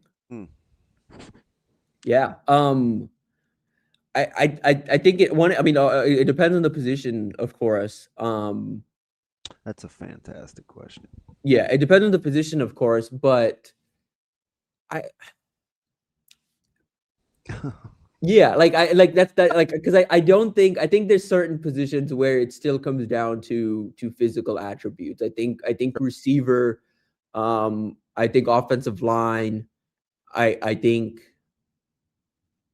certain positions along the defensive line, but I do think there has been more as of late, more of a recognition of instincts and recognition and the ability to study the game at specific, because at receiver, there's guys that win with their mind, their how they're like the way they think more than they do their true physical attributes. I think about Andrew Marsh as a shining example of this. I was really worried about Andrew Marsh coming out of high school.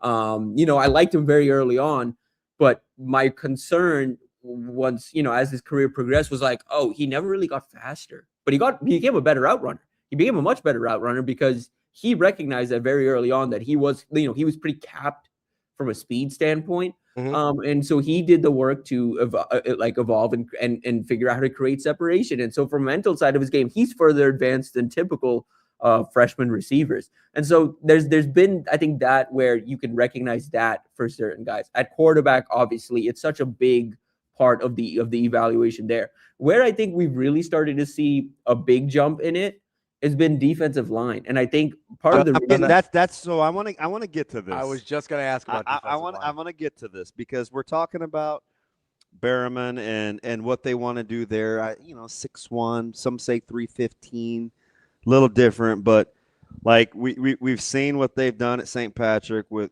Fuller Run Show. We've seen David Hill. Xavion Meads is another one. So you go 280, 295, 280 for David. Guys highly, I think, sought after, right? Are going to be, but they're early in the process. You can see a concerted effort for D-line. Do you see type when you're looking at these guys? Because this is in your wheelhouse. Do you see a type or a style that you think Nebraska's gravitating towards? Because Berryman is a little different than the aforementioned three I mentioned in terms of how I watch them on tape. Yeah. Do you think you see what they're after? I think so. I think it's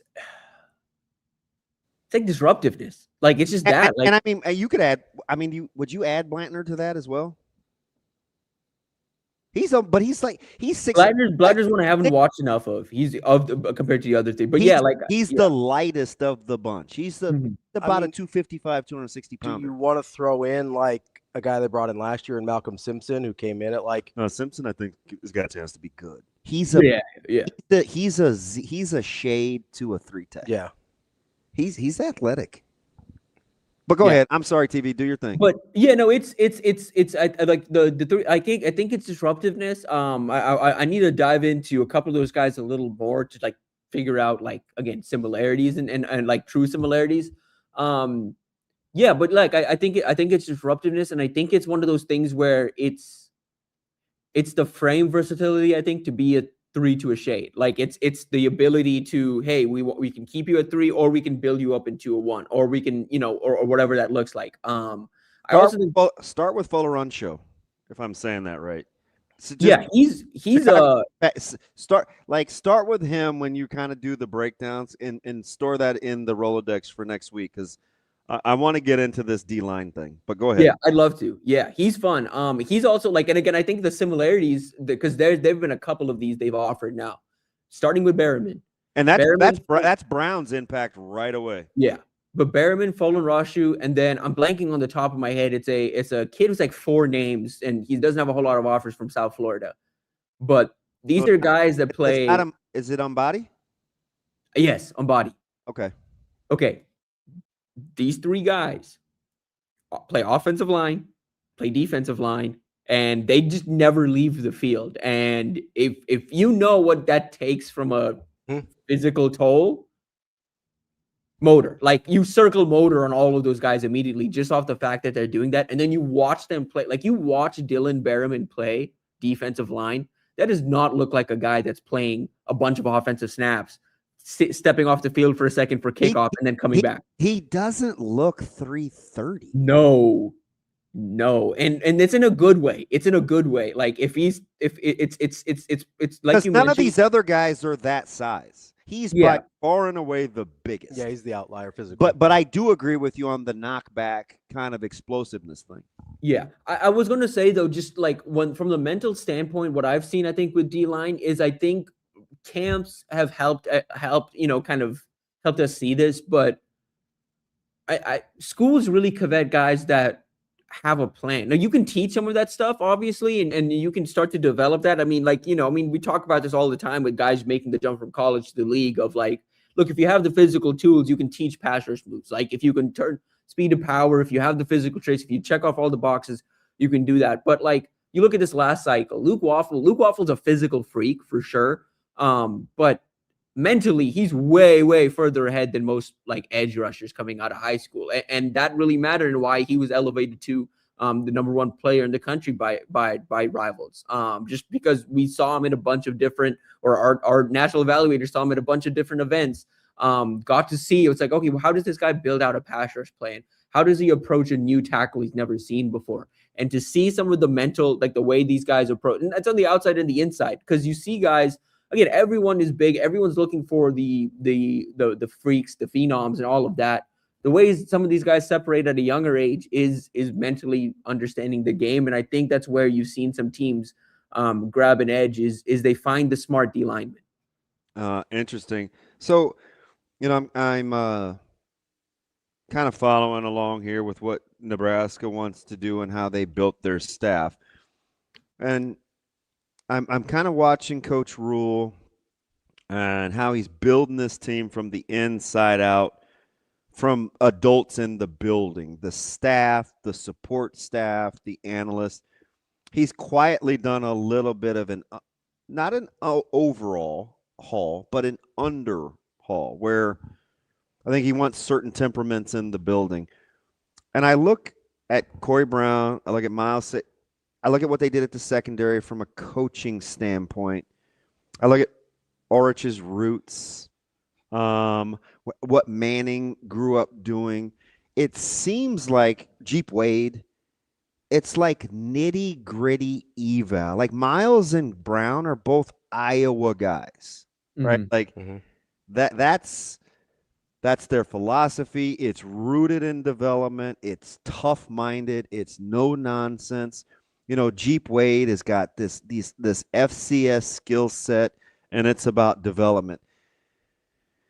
Is it a dice roll, or can you see it where if fans want, oh my God, the schedule? Sorry, fans, I'm not making fun of you. If the fans are feeling overwhelmed by the schedule and the ability to win now, is there a way to reconcile what they're trying to do in the building from a position group coaching philosophy and how they're recruiting versus what we're going to see on the field? Can we? It's interesting. If Tim, if you weren't talented, we wouldn't ask you these things. We're not asking you. You don't get the low hanging fruit from us. You get that from other shows. Yeah, what I'm really interested but because I think it's a two-parter in the sense that we talk about proof of concept. Nebraska doesn't have that at certain positions yet, but you don't need to you need a year of proof of concept and you're good. Like what Nebraska did on the field as a secondary last year has them in the mix for some very talented DBs here in the 27 and 28 cycle. On top of the fact that Addison Williams is a really good relationship builder, like that paired with the fact that they had a good year as a secondary, it works together. And I think Sierra's performance and what he's eventually going to end up being. I mean, I just put up the story, but talk to some scouts and some media folks at Shrine Bowl. He got the late invite to Senior Bowl and he's climbing up draft board steadily. And I think he's going to test well. If he does, he's going to, keep climbing, draft results. There you go. And then you keep doing that. It just takes a year. And obviously Nebraska doesn't have that in terms of building the 27 class. They have to get a lot of these guys in the boat before the 26 season even really starts. But I think through spring, and this goes into, again, a conversation of hey, the junior day weekend, it's a little smaller than people expect. It's not a super loaded list. The emphasis from talking to recruits has been they want to get a lot of these top 27 targets in for spring practice in May or in March. Why? Because all of this ties in together. I think as a staff, yeah, they want the football. They want the football part early, so they know what they've got to do in the. They know. They believe in this, a lot of the new pieces on staff, in their ability to develop. They believe in Jeep Wade's ability to develop and his track record to go with it. They believe in Corey Brown's ability to develop and Roy Manning's ability to develop, Miles Taylor's ability to develop. And they want these guys to see that in person, to see what it's like to be coached by these guys, because they won't have the opportunity to see proof of concept necessarily from Nebraska, but they will have an opportunity to see, okay, well, this is what it's like to be developed. And it'll be a point that they check off. And whether Nebraska lands those guys or not over the summer and through official visit season, once we get to the season, if it's oh, well, I saw Roy Manning coaching this guy at edge rusher and he didn't do a whole lot in 2025, but here he is in 2026. And he's doing a lot more for Nebraska and he's rushing the passer consistently. He's doing this stuff.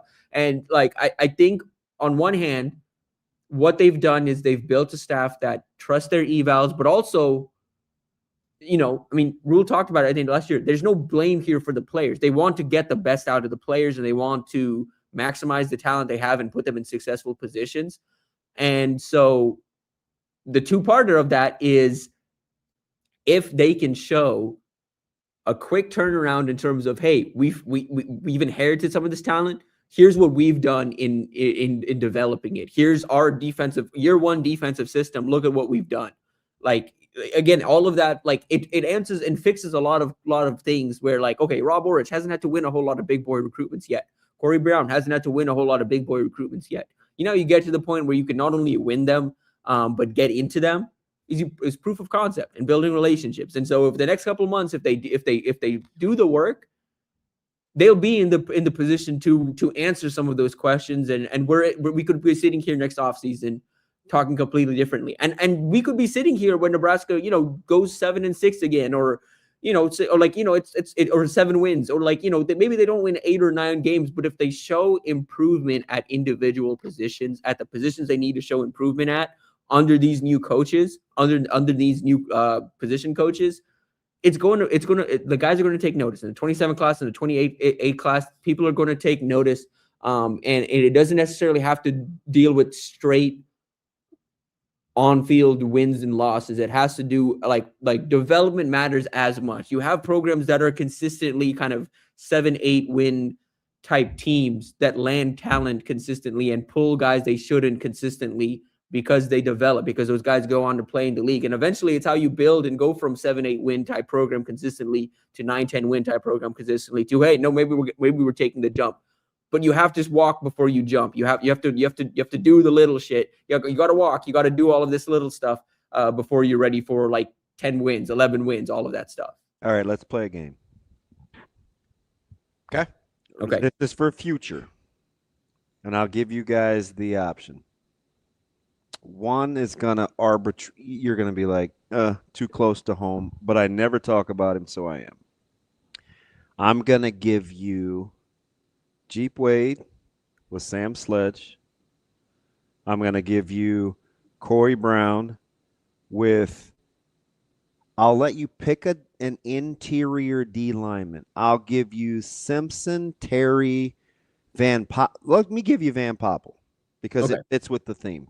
Yeah, because we've seen Van Poppel already. Okay. Yeah. Roy Manning with Winari. And let's say Miles Taylor with Caleb.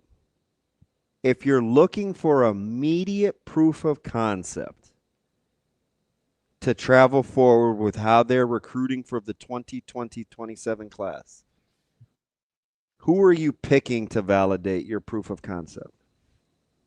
Oh, I think it's hard to go off of Winari and Van Poppel. And Winari in particular, just because of the physical too. Like, it still matters, like the physical stuff. If Winari turns out to be a stud next year, with Manning and Brown, that would be pretty evident. Do you know why I use Sledge and Wade? Because everybody has penciled in the 3 offensive line newcomer starters. I am not. I think that's going to be something where maybe even locally and within the fan base, it's recognized that, oh, this guy can develop, or, oh, this guy knows what he's doing. If Sledge wins that job, from a recruiting standpoint, guy like Williams using what they brought in on the offensive line portal as an indictment of development. It seems that way. Yeah, I don't think it would though. I'm with you. That's why I liked what you said last week. I'm like, well, clearly he understands how this whole thing works. And I'm biased because you're ours. You're not ours, but like I'm biased because we talk to you every week. But I did appreciate that perspective. Yeah, like your guys, you're getting out of the portal. There's no slam dunks.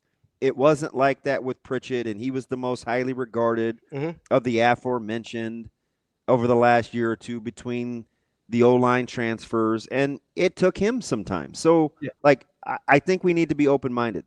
Yes, absolutely. I think everyone, I've had, I had people just being like, oh, we're like, oh, Wade must have walked in bowl practices and not liked what he saw on the offensive line. It's like, no, I don't think it's that. I think he saw a line that is inexperienced and wanted to bring in some experience to add to the competition. Yeah. It doesn't mean he doesn't like what's in there. I'm sure he likes Sam Sledge. I'm sure he likes Preston Chamua. I think he likes the physical tools that Grant Briggs and Claude Puma, those guys have.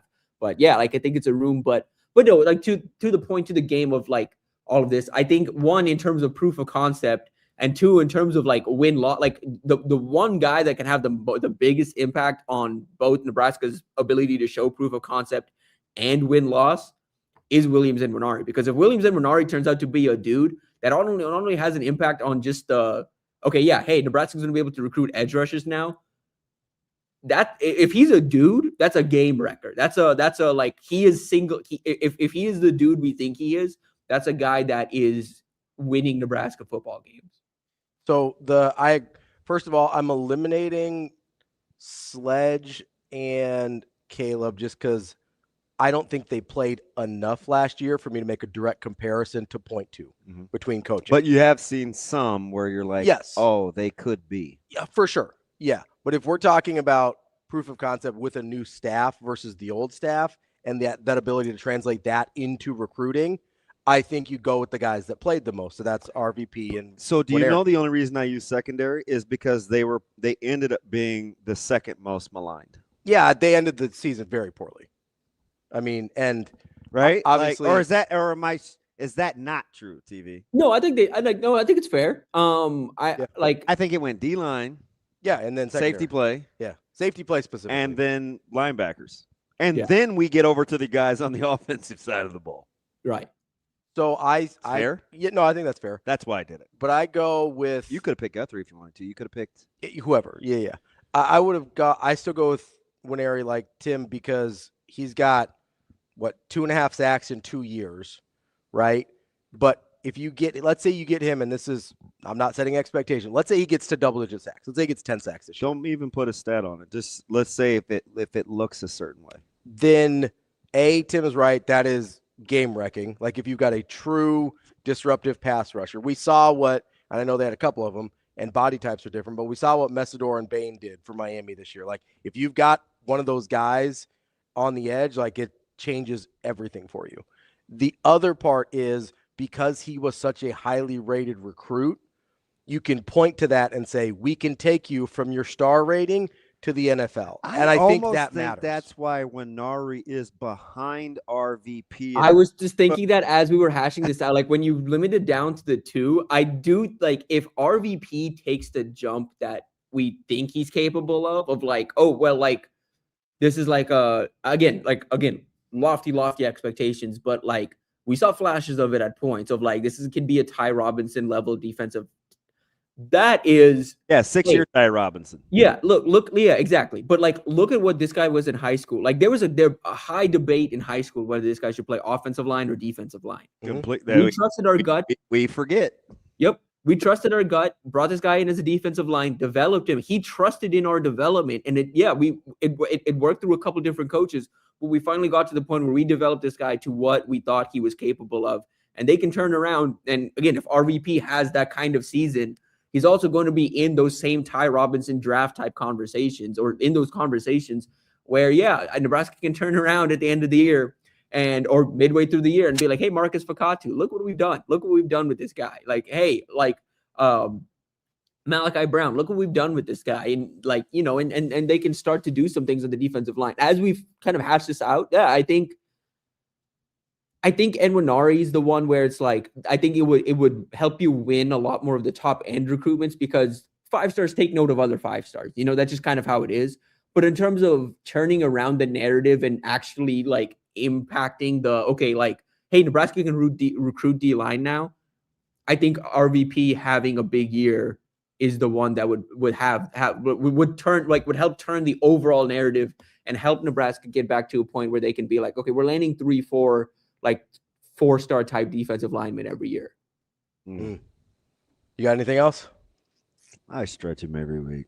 TV, good stuff, Tim. You never disappoint, buddy. Appreciate you guys. Wait. One more thing. Go ahead. I want it when you get some time next week.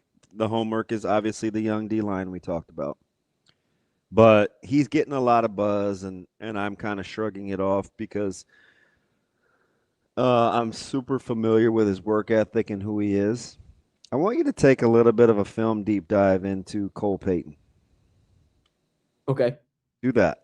Just because I want to talk quarterback play and kind of what it looks like as it relates to a guy like Latif or Calandry or the jump that Mendoza made. And because Cole Payton is a guy that is going to skyrocket, and it's not, yes, his physical attributes are really good, but knowing him the way I do, I want to talk about some intangibles that I think people miss when it comes to being a really good player. Yeah, I was a Cole Payton guy coming out of high school. Like I've got. Hey, and there were people that really were promoting him, and they got pushed back because it was just pom-pomming and cheerleading for the local guy. So I just want to. I mean, listen, Easton Stick is on an NFL roster. We hated on him too. Has been for a minute. So there's just some things I want to look at with the quarterback spot as it relates to Nebraska's current situation. I think it's also an interesting conversation on like, again, what teams are looking for in like depth in the quarterback rooms. Like, and I think it's hard to procure. I think it's going to be hard to establish going forward.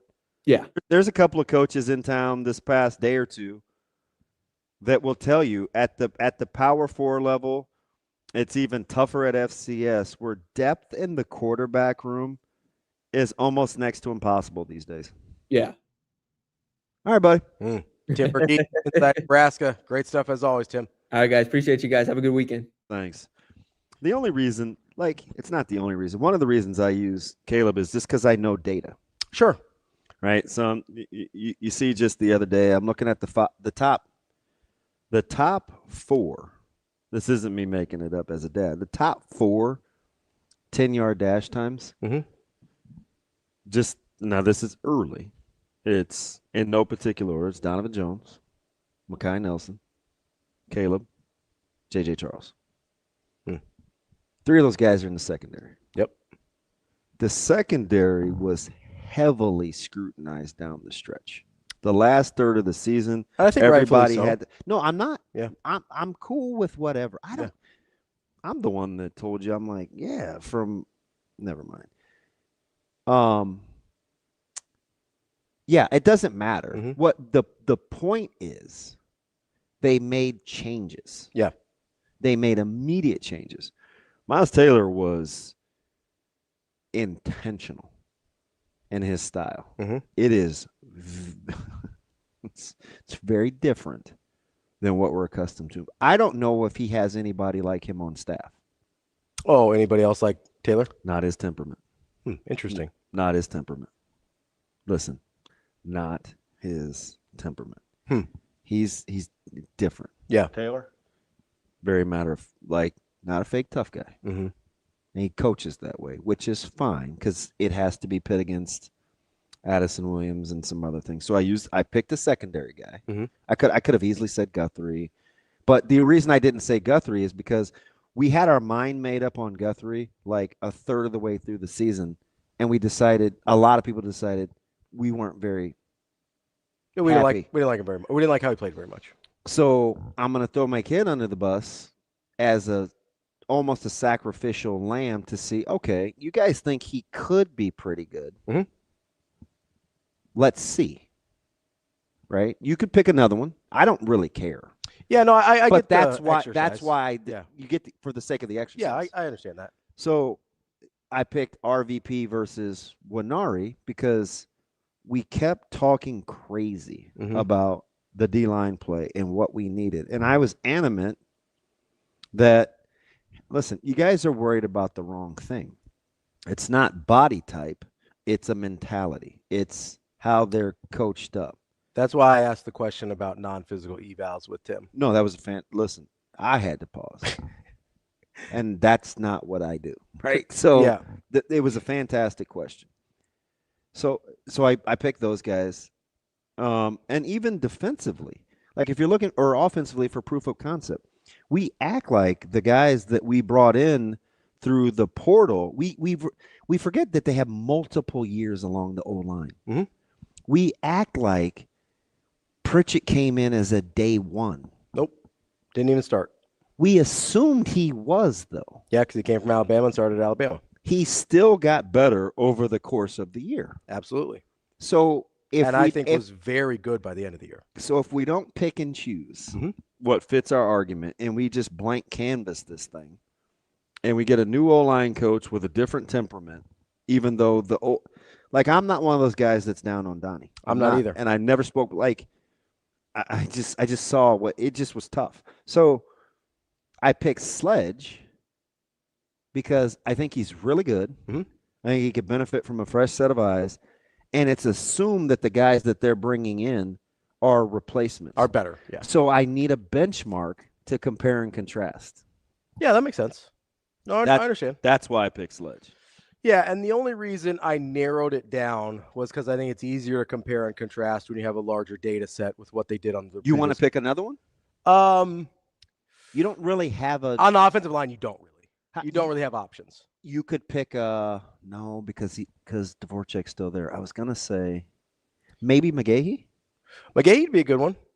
Kind of saw flashes as a freshman, got milk cartoned last year. A guy that I think is actually an interesting option here, because we sort of just forget about him, is like if Cam Lenhart has sort of a breakout year Yeah. Or has like a really big He year. is a complete afterthought. That's not a bad one. Like that's a guy where I'd be like, and he's played for 3 years. Yeah. And you'd be like, oh wow, where'd that come from?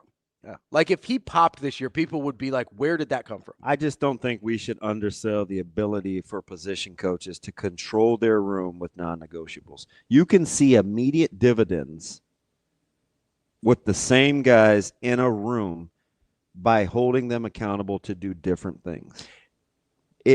Can I bring up a guy in the secondary that I think is interesting in this conversation that we don't really put in this category a lot? Yeah. Because I think mostly we like him, is Donovan Jones. Yeah. Very interesting. So he's an interesting case. So I want to use him. Yeah. It's fair. If you want to use Donnie, that's equally as good, if not better. Because he's played a lot. Mm-hmm. There's things I think he's good at. So do you know why I didn't use him? Why is that? Because you like him? No. Okay. Fudge, I use Caleb. You think I don't like him? Well, it depends on the day. Well, good point. The difference between Donnie and Caleb is I try to pick guys that we don't already think we know too much about. Sure. Which is why you didn't pick Guthrie. Correct. Because I don't think we can be objective. See, the reason I picked Donnie is Donovan is I think the fam. Do they call him Donnie? People can call him Donnie. Okay. Caleb, like if I just don't want to get close to him, you can call him Donnie. I've never met him, so I probably shouldn't. Yeah. I think he's interesting because I think we mostly like him. I don't know. I felt like he got a lot of hate the last third of the season. I mean, the entire defense, like that's. We talk really, really bad. I think he has shown there's been stretches where we really liked him. Mm-hmm. There's been stretches where it looked like he struggled, and I think there are things that he is already pretty proficient at, and I think there's things that he does really struggle at still. And so I think, is a really interesting case study. I don't have any problems with using him and also just positionally. And if you like have if you have somebody else that I didn't think of, maybe it's a Bricks, or maybe it's a Pyle, or maybe it's a we don't know enough about Tamua. No, not yet. Maybe I like Pet him. Shock. But you get the point of the exercise, for sure, right? Because the only reason this came up, you guys, is number one, I don't like changing narratives and moving the goalposts. Mm-hmm. So if we're going to talk about development and we're going to talk about proof of concept and we're going to get off this whole, I'm not enamored by the portal or I'm down on the recruiting class, and then we say, hey, no, he's not a safety. Stop saying that. If you don't like the way a guy tackles, which clearly you guys hammered Donnie on tackling, you don't want him at safety. You don't want him further from the ball. You want him closer to the ball. Like, I don't know why message board people do that. Boundary corner. Needs to play boundary corner. I could even see him playing the nickel. Okay. Because he struggled a little bit at nickel last year. It's a two-way go. It's different. Sure. Okay. Now, you can teach it, though. Yeah. When you're not – it's like what you were asking Donnie to do in going from a boundary corner to playing in some of the nickel when they were compromised. When Hurrdat got hurt. Yeah. Yeah. Is now I have a guy to my left and to my right. Mm-hmm. So that's the equivalent would be like going from a center to – or going from a tackle to a guard. Tackle to a guard. Yeah. Or I'm out a tackle in space. to a center. I know I've got my one guy versus now I've got a lot of chaos around me. So like that's, no, I don't think So Josh, that's a straw man argument. I don't think anybody's arguing with you over the talent level. The talent level. Yeah. I don't. And I mean, we're arguing over the tape. Yeah, that was my Super Six sleeper. So yeah, I'm definitely lock stock with. And the reason Josh. I picked Donovan is not. Is that why you're like, oh, we wouldn't fight over Josh? Yeah, you can have him in the draft. 100%. I'd take him. I don't, and I'm not. When I bring up Donovan, it's not because of talent level, and obviously we brought up guys like Winery, so it's not a talent level. We just had all these like hot takes. Well, I think there were things that we thought he was good at and things that we thought he really struggled with, and I think that was accurate. So if he improves at the things that he struggled with, he's a really shining example, I think, of, hey, the position coaching can matter a ton. Ooh, two more good ones from my bestie. What do we got? These are interesting. And now we can pick. Let's take the week to pick. Okay. And we have to message Tim. Dawson Merritt and Gunnar Gatula. Gatula's a good now, one. the reason Merritt may not be great is because he has the same coach. He has the same coach, and I don't want to say Gatula is fast. Gatula's a great one. That's a really good one because he's played a lot, and I think people assume he's going to get benched for one of the transfers. I'll rock with Gatula. That's a really good one. The reason I wouldn't go Merritt isn't even as much because of the coach, even though that was sort of the exercise, so that would disqualify him and all the linebackers in my mind. So it has to be a Manning, Brown, Miles Taylor, Jeep Wade, Teasley. Yeah, so basically offensive line, defensive line, or secondary. Yeah. That's the group. Although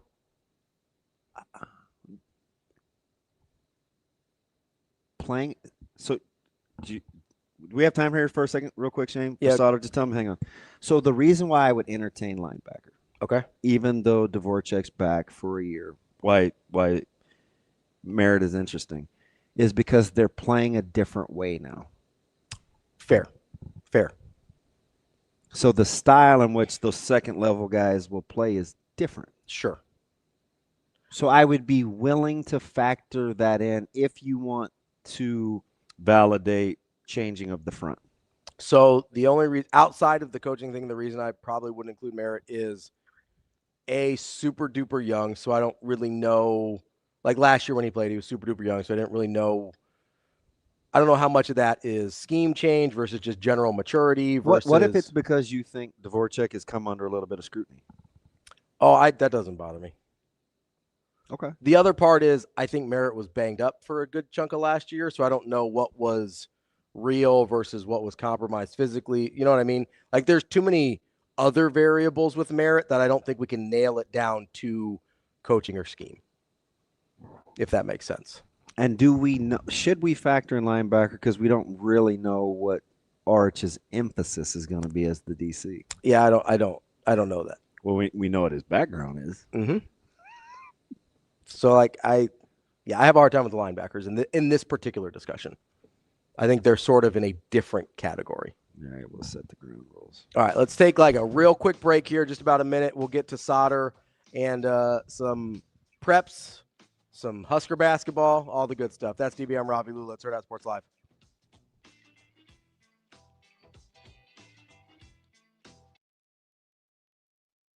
I don't know if it's an easier or harder. There's a familiarity, and you're right. We do know what we have.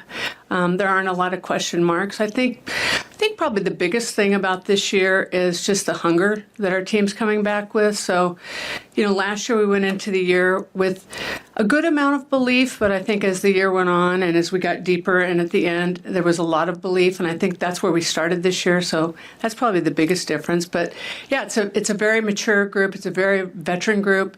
They make it easy. They make it easy to come to practice every day, but they also challenge us to keep them challenged because, it is getting deep into January and it's time to play.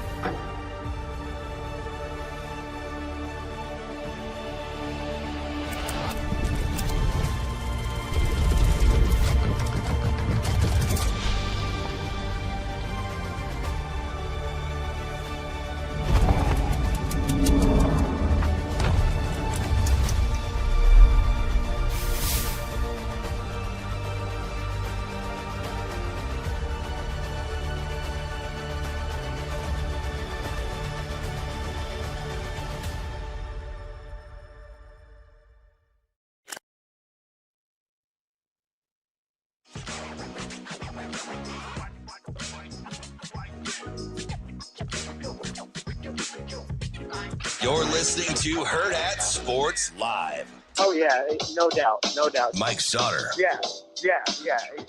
Mike Sautter. Oh, man, you're going to put me on the spot. Mike Sautter. Welcome back, Hurrdat Sports Live. That's DB. I'm Ravi Lulla. We're presented by Next Gen Mail Medical. We are joined now by Mike Sautter from Hurrdat Sports and NEB Preps. Mike, what's going on, man? How we doing? Oh, man, it's going. We just got about 6 email notifications in a row with that dinging. So it's like, All right. Well, what are we foreshadowing now? What's this about? I've just gotten a lot of like pings on like the noise. That's it. It's no big deal. More telling. And no big deal. It's no big deal. Shane, you don't have that drop? Oh Lord. Go ahead, sorry. More telling if you're playing the long game. No big deal. The easy way in which Westside handled Central, Southwest doubling down in town, or what North Star did to Lincoln High.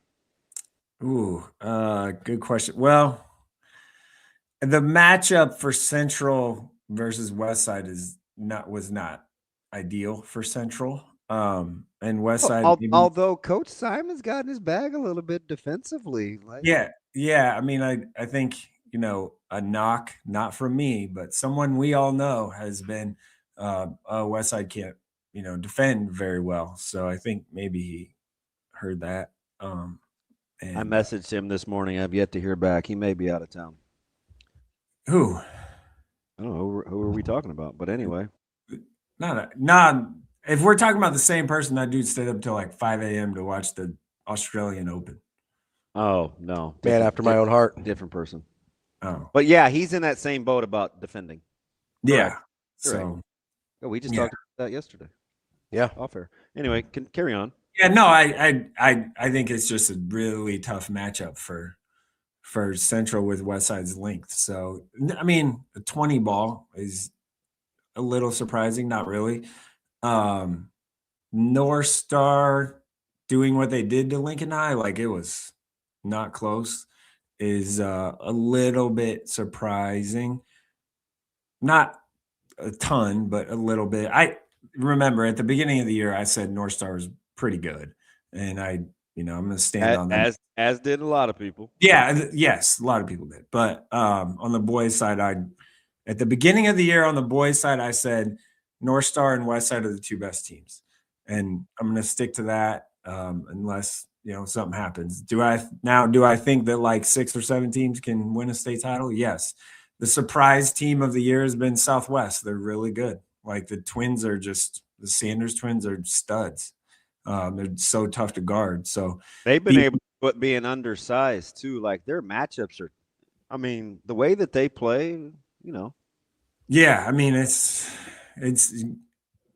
I go back to this, and maybe I don't know. He doesn't need me to defend him, but a couple of years ago it was like there was talk about Alex Bob, outside of the program, if you will, about he can't do this and can't win this and not good this and that and whatever. I don't know. Like the guy's a pretty good coach. He's won state titles before when he was at Elkhorn South, if you remember that. And, pretty good coach, pretty good guy, all those things. So it's kind of fun to see him winning. I will be there tomorrow for the Hack girls and boys championship games. So I'm intrigued by the North Star Southwest matchup on the boys side. Well, they're both boys and girls side, but that I haven't seen Southwest in person this year. So I'm excited to see them.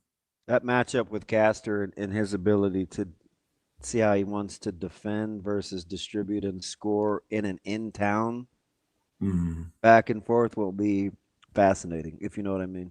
Yeah, and the gym will be pretty packed, I'm guessing.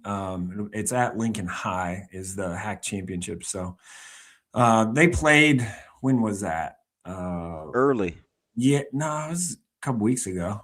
Yeah, it was wasn't it before Christmas? I don't think so. I might Maybe I can't remember when they played, but it was 71-59 was the final score the last time they played. Yeah. Castor had 24 and was 8 of 19 from the field, so that's not bad, right? But the Sanders twins went for 22 and 20, and Dakari Wilson is the X factor for Southwest. He had 17 on 7 of 10 shooting in that game. It was right after Christmas. It was the second. Yeah. So a couple weeks ago. Yeah. Go ahead.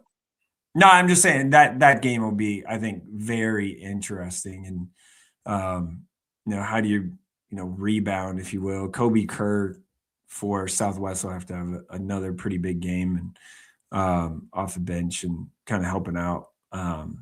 So, yeah. Uzziah Sanders, I have the box score. He had 22 points and 8 rebounds in that game, 3 assists, no steals, 4 turnovers. Not bad for a high school game. That's a pretty solid game for a little guy, right? Like 8 rebounds is something. So, styles make fights, and the two styles there kind of play fast, and if you're Southwest and North Star can run and play fast too, so it should be decently entertaining, I think. Mike, what are you doing with Bellevue West at this time of the season? That was a good win last night. Yeah, good win for them. The girls beat Millard West last night, Bellevue West, by the way. So that's a little bit surprising. Up and down Bellevue West, right? Like last time I saw them, I guess, was last Monday, played Trainer, Iowa at the MLK Classic thing. And it seems like they have to shoot it so well from distance to be. Mm-hmm. I think they need another way to play, I think. Yeah, I don't know what they can do with their, lack of size, if you will. They have athleticism in the post, but they don't have 6'8" or anything like that. I think that was the MO on this team from the beginning of the year. Bellevue West was if they make 7 to 12 threes, they're going to win a lot of games. Mm-hmm. But they've done it kind of other ways a little bit. Bryce Johnson can really, really, really get to the rim. It's just a matter of can he make the decisions to pitch it to, I don't know, Keaton Melcher or Braden Morrow, who can make threes and stuff like that. So, and if Morrow has the ball in his hands, he seems to make better decisions than Johnson. He's just a little more pace, is kind of a thing for him. He has a really good feel. He's a crafty son of a gun, man. You can tell he played against older kids for a long time. Yeah, and that's the thing, is just he's a little bit, that's what I mean by the pace thing. He just kind of knows when to go and when to not, and that feel is really good. So we'll see with them. I think Bellevue West is one of those teams that's very much so kind of dangerous and in the conversation, and could make a run at this thing. What happens is Central Scott, is that at Central? I think so this year. I can't remember if it's at Scott or Central this year, but they play tonight. Yeah. For a team with only 2 losses, it kind of seems like Scott's not flying under the radar, but who are they? Well, it's because Norris is pretty good. That's why they're kind of flying under the radar, if you will. Scott's 2 losses happened at the beginning of the year, right? Gretna was there for 1, and it was Gretna on a last-second shot, and that was without Coach Juergens, wasn't there. They've figured some things out, and George Zebol is a stud. So if Central had challenges with Westside's length and stuff, then George is that guy too. Central's going to have to really take care of the ball. Scott, traditionally, and even this year, they can really get up in you and guard, and they've done a much better job of that since the 2 losses towards the beginning of the year. So Scott seems to be rounding into form, and I think they go to Norris this year coming up here, maybe next week actually. So that one, that's going to tell us a lot in Class B, I think, a lot. But George Zebol has been amazing this year for Scott. And, if depending on how things shake out as far as the state tournament and how far teams go and all of that. Like he's probably the Class B player of the year so far right now. So Miller North and Ravi's Fighting Mustangs and prep, that's a big one. How quickly or how difficult is it to answer the question, who's TCB playing in the backcourt for prep? Is he the 22 a night guy, the instant offense? Like, who's Torian? Well, and that's a great call because the last time they played, he scored 4 points. Oh man, is one of 8. I get it. So he needs to be he needs to be a lot. I've watched him forever. He is definitely the key, though. Yeah, and I will tell you. So prep plays at Miller North tonight. That I'll be there. That won my game of the week thing. So I will be in attendance tonight for that one. A couple of key injuries there for both teams. Major Mosser, that's pretty public. He went out on the 16th. He played like a minute against Milwaukee Northwest, and it has an ankle thing. Hasn't played since then, but they played, Brian, I guess. So didn't really maybe need him. And then Prep's dealing with maybe a different guard that's not named Torrin Carter-Brown that is key there. And I don't feel like it's appropriate for me to share that name at this point. So, but that if that person can't go, that would be take some shooting off the floor, if you know what I mean. I watched this team really handle Westside, and I actually saw his coming out party last year, which was against Westside. It must be a Westside thing, but apparently Levi Webb's pretty good. Yeah. And not a trap game necessarily, but they're at North. What do you think about the Titans? Yeah, okay, they're coming. Like they're coming on right now. Like they've had a couple of really nice ones. Last week they had a great week. Or last handful of weeks they beat Westside. Did they beat Bellevue West too last week? Yeah. What did he give Westside last year in that open? Was it like 22 or 25 or something? It was just like, that got him started on that run that he went on. I don't remember what that was, but he's a bucket. Like he can go get buckets for them. Is it Falkenberg, I believe, is the other guy for them. I might have that name wrong, so let me not mess that up. Hold on. Falkenberg, Connor Falkenberg. He's committed to Midland, actually. He's averaging 14 a game. And Levi Webb is averaging 21.1 a game. Mm-hmm. So that's pretty good. Yeah.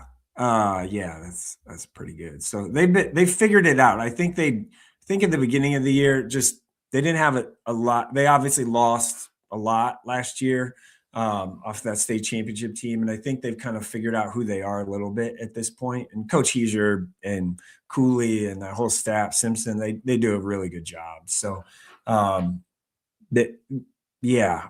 South is the one that's like coming, that's the dangerous, like you don't want them to be in your district at all because they could knock you out. Before we get to Nebraska basketball here, wanted to hit a little Class B. Ogallala McCook is they're playing that at North Platte, right? Yeah. I have the closet interest in Ogallala. Listen, I've seen Ogallala play twice. They're really good. Like I've seen them in person twice. They're really good. Sawyer Smith is really fun to watch. Sawyer Smith is your stereotypical, this dude is gonna give you crazy buckets at noon ball in 20 years. Like he's got that, like he's not a vertical, like he's not super twitchy or anything like that. He just knows how to play. He is very good. They are very good. They play with excellent pace. It's just they go and they play fast, but it's not like too fast. And everyone just knows what they're all doing. And they did a nice job transitioning from Coach Gillen stepping down too. Yeah, and Coach Gillen's still around. He's coaching like the youth stuff. And Lincoln Gillen, his kid's actually not a bad player too for Ogallala. So can hit some corner threes and make some shots and stuff. So, and defensively, the thing with Ogallala, it's kind of fun is they're like, they might give up like a bucket and they're like, all right, let's just go back and score the other end. Like they don't get too frustrated or too, crazy or out of pocket or anything like that. So it's if you remember, Carter Brown played for Ogallala. He's now the head coach, and he's done a really good job with this group, and they play pretty under control. Don't do a lot of, there's no the stereotypical with Ogallala is the antics that doesn't happen, or it didn't happen in the 2 games that I saw them play. So they're very good. Coach Gillen's, he was kind of an in your. I mean, that's just his personality. That's how they played. I don't think they apologize for that. They don't, and they shouldn't. So I like that stuff. So that's just kind of me. So I just like all that. Also, in C1 with them is Ashland-Greenwood is sitting there unbeaten as well. Those two play at the Heartland Hoops Classic. They play against each other. So you have the 1 and 2 in C1 that are both unbeaten. They're going to play. That's on the 14th. So coming up, 2 weeks. So that's kind of, the Heartland Hoops Classic is in Grand Island. It's kind of the thing that sort of wraps up kind of the year, the regular season, if you will. So that one is very intriguing. I won't be able to be there, but that game is super intriguing because Ashland-Greenwood has like Kissinger and Kittrell. I watched them in person against Lincoln Lutheran because I wanted to see Kuhlman and Kittrell and that whole bunch in one fell swoop. He's a really good athlete. No, I like Tonjes. Yeah. Tonjes is, well, that was Coach Wish. He was yeah. Wish loved Tonjes. Yeah, Tonjes is obviously a really good athlete. Played quarterback for them too. He kind of came on the basketball court last year. Really had a nice year.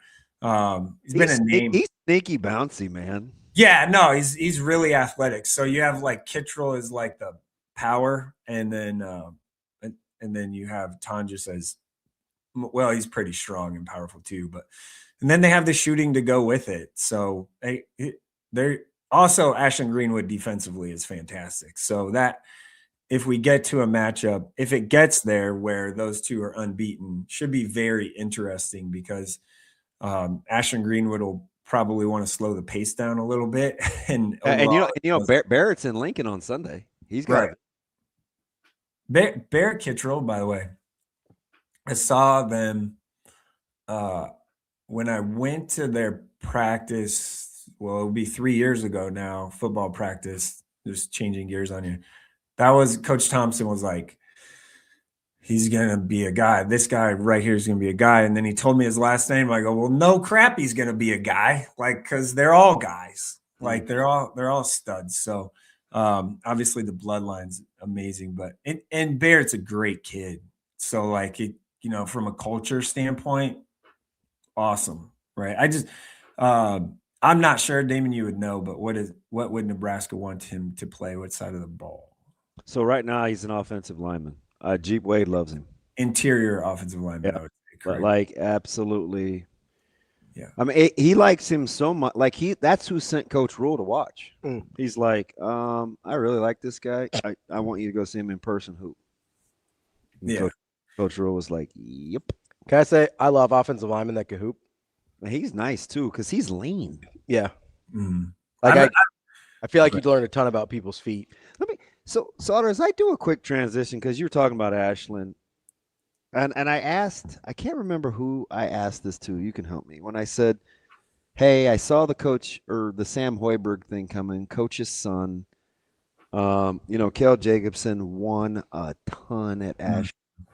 I could kind of see him hanging in there.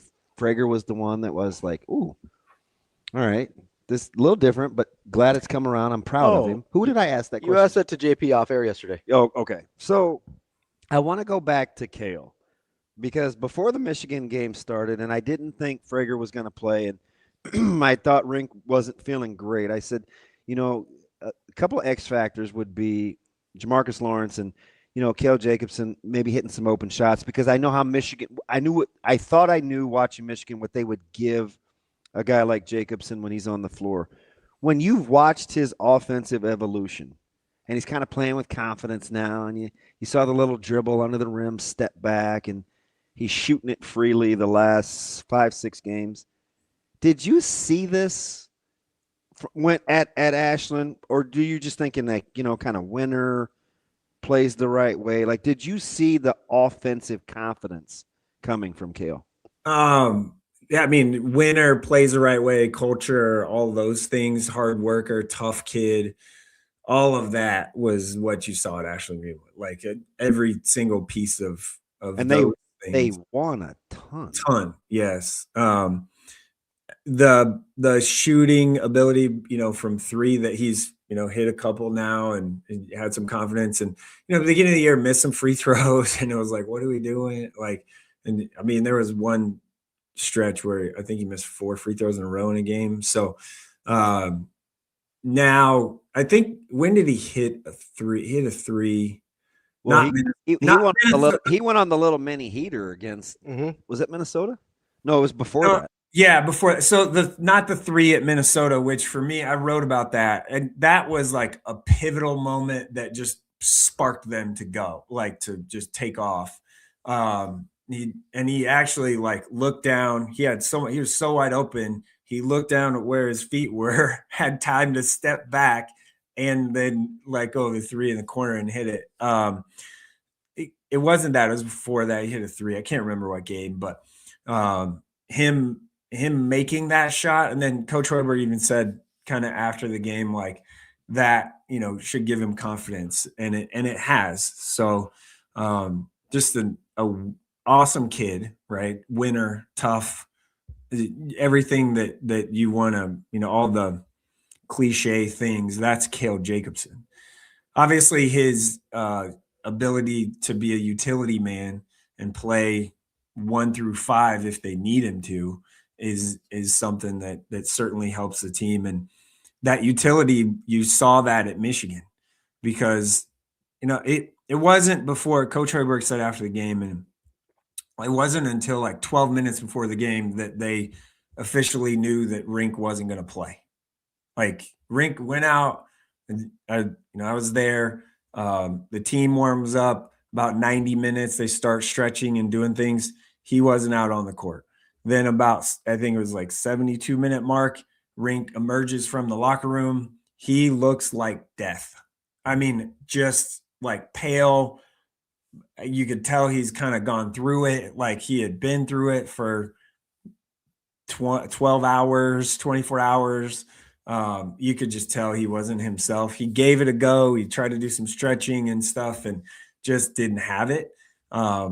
So Cale being able to step in and be like, all right, good. Yep, I can start. I can play. And then he gets the first basket of the game, which was a back cut, of course, because Cale Jacobs was smart.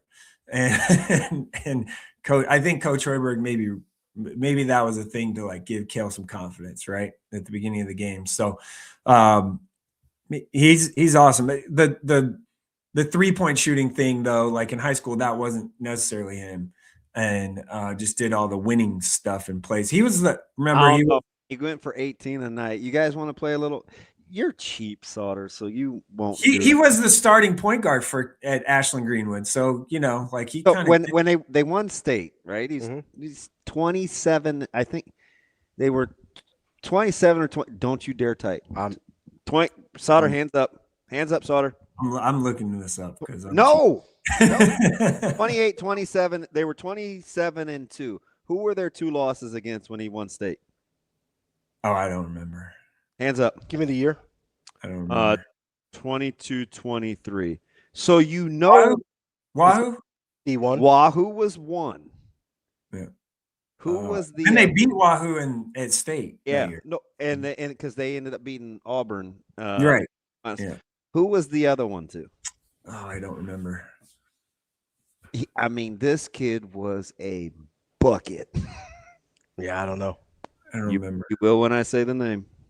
Wahoo was one. Who was the other? Wahoo's a good poll. That's a good one. You're Sautter, you're typing. Knock it off. I'm not. No, I'm not. I don't remember. Connor Milliken and company. Oh, Flatview. Flatview. Yeah, same conference. Yeah, that's right. Yeah, that makes sense.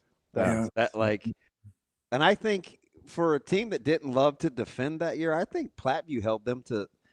That squad was pretty fun to watch. The Platteview squad. Oh yeah, yeah. I think that game was like.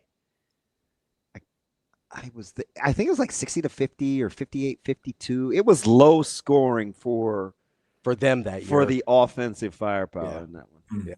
All right. Hey, So what do we? Also, one thing before you move on, We're still doing Nebraska hoops. What do you got? I got my AG basketball shirt on today. Oh, isn't that cute? That's nice. While we're giving love to AG, I just remembered I had that. Anyway, go ahead. So we had some look ahead lines. We got some basketball hoop heads that have been on Bart Torvik and Kim Palm that say we're nuts. The first look ahead line I got was 4.5 Illinois, but I got a couple guys. We just call him LC. My man Logan was like, no way. Torvik has it at 1.5, such and such. Who's favored on Sunday? I think it's like 2. Kim Palm, I think, has 2. Yep. So, and Torvik has it at 1.5. Yeah. So I think it's probably Nebraska because of the home court advantage. Probably 2.5, 3, maybe 2. Yeah, 2.5 seems about right. Nebraska. Nebraska favored, Ravi? Yeah, I think Nebraska should be favored. No, are they? Oh, are they actually? I don't know. I think somewhere, but it's going to depend on if I get Frager or not. But somewhere between I think you will. I think you will. 1.5 and I mean, it's Braden. That dude's going to. Here's my thing, though. He's going to let him hang. I get that. I know he wants to. Here's my thing. You have like 6 days off after this game. Yeah, but I think he didn't travel for a reason. I understand that, but like if it's on the border at all, I hear you. Give me the extra 6 days. Because I'm not going to sit here and hold you like I know. You know, like I have no idea what the condition of his ankle is. If Michigan was that inflection point and it's either yes or no there, I'm cool. But if like we're still even in sort of a questionable area and we go, hey, give me 6 more days and then we can run out this last 2 months of the season, like that's what I would do. But I have no idea. So I say between 1.5 if he doesn't play, 3.5 if he does. Jerome, assuming Rink Mass is healthy and ready to go, I think he is. Rink will be ready. Yeah. Jerome, did you listen to the Big E on the network? Big E on the network. Easy, Coach Ziegler. Oh no, not yet. Oh my man, smooth as Melantha. Yeah. He's so understated. It was a great interview. And all bias aside with, the Husker Radio Network, but yeah, guys and gals. He's helped his team a lot this year, and I mean, since he's been here, he's helped a lot. I think we talked about it. He's the specialist kind of guy. He's a special teams coach, if you will. If you want to have a football analogy there. So why Hoiberg is great at the after timeouts and sideline out of bounds and blobs and stuff like that. Well, like that's Ernie's helping with that. Like that's kind of his job.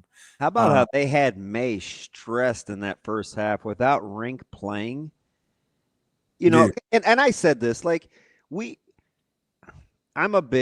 like when Wagler went off and Boswell wasn't playing. I was like, well, if Boswell's playing, he doesn't go off. So I do understand without Rink playing, it did compromise May in the game plan, right?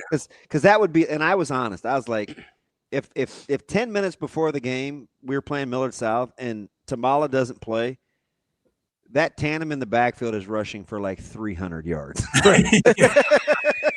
The game plan. Yeah, you flip it on its head. It flips on its head. Yeah. So it's like when it's somebody as integral to what they do as Rink Mass, right? Like that's. Yeah. I will say this though, like I guess I tweeted out it in halftime of the game, but Fred's the substitution patterns, the the little intricacies of just buying time for guys that are like bent over holding their kneecaps in place. Right. Like that was a coaching clinic in that first half. I mean, and then they frankly, like, and coach said after the game, they just ran out of gas. Like, yeah, Berke Buchtenjo played more minutes than he had all year. Sam Hoiberg played the whole game. I didn't come off the floor.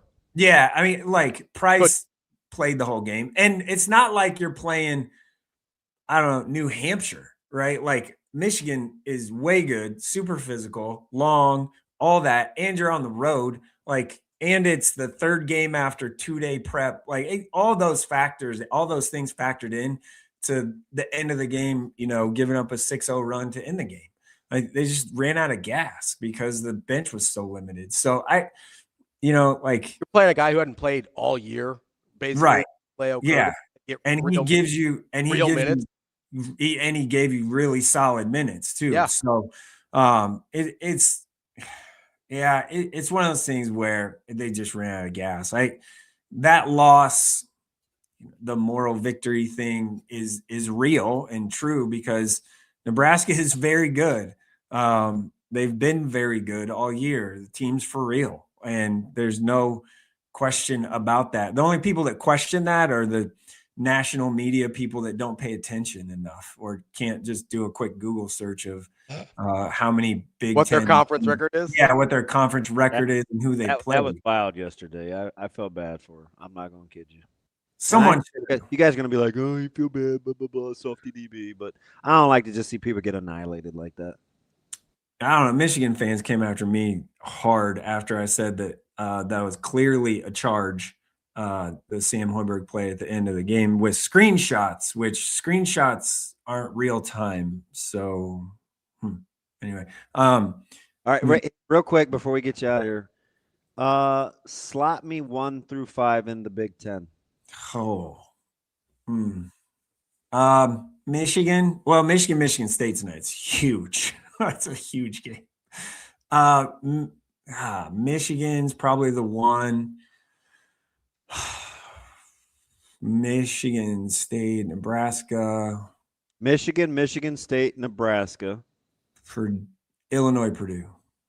Wow, so that's 3 people that gave 3 different orders. That's a vastly different order. One more time. Michigan State, Nebraska, Purdue, Illinois. Illinois, Purdue. Illinois is very good. Like, they don't play defense worth a lick, but they can score. They don't turn you over at all, but they can score. And Wagler has been a stud, obviously. He was great last night.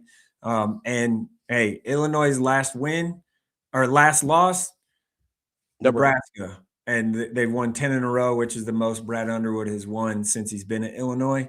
Illinois is very good. Super scary offensively for sure. But I do think Nebraska wins on Sunday, but a kind of a close game. But I think the home court thing that's a real deal because it'll be full throated in there because coming off the loss and the way they played and the toughness and all the talk and all this stuff, it'll be pretty juiced up at PBA and I can't wait to see how loud it is. Oh, it's gonna be diabolical. Yeah, let me tell you about loud. The Chrysler Center was loud. Like in the last 10 minutes of that game, it got nuts in there. So it was loud. Also, by the way, Michigan, that building is super nice. Very nice. Yeah, it's great. And get my boy Sam Hoiberg on the Naismith defensive player watch list. What the hell is that crap? Just because you don't block shots, you can't be on the defensive player of the year watch list. Get out of here. Like, you're not paying attention. That's another one of those like lack of respect things.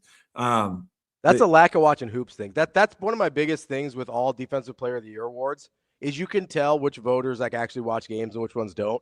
Because when they vote for guys that just either block shots and have lots of rebounds, and it's just they're like whatever big guy blocks the most shots and has the most rebounds, they don't pay any attention to games. Yeah, I mean, you're averaging 5.7 deflections a game. That's insane. Also, just like watch the games. He's a menace. Yeah, he impacts more games defensively than anyone else in the Big Ten. I feel comfortable saying that. I almost dropped an F-bomb right there, which I haven't cussed on this show in a long time. So, yeah.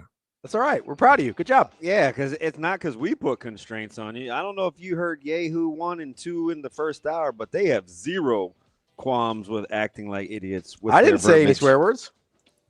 You're waiting for your mom to get out of the car, I probably. didn't call it Ass Wednesday. Whoa. That would be the little dude. Yeah, Shane had some pronunciation issues this morning. Shane, why the fuck you walking in there? Sorry. All right, Mike. We'll talk to you later. All right, say hello to my doppelganger on tomorrow night at CHI. Will do. 2 rings, Baldy. Wow. We'll be right back with Stephen M. for Marcusio Sipple from Husker Online right after this on Hurrdat Sports Live.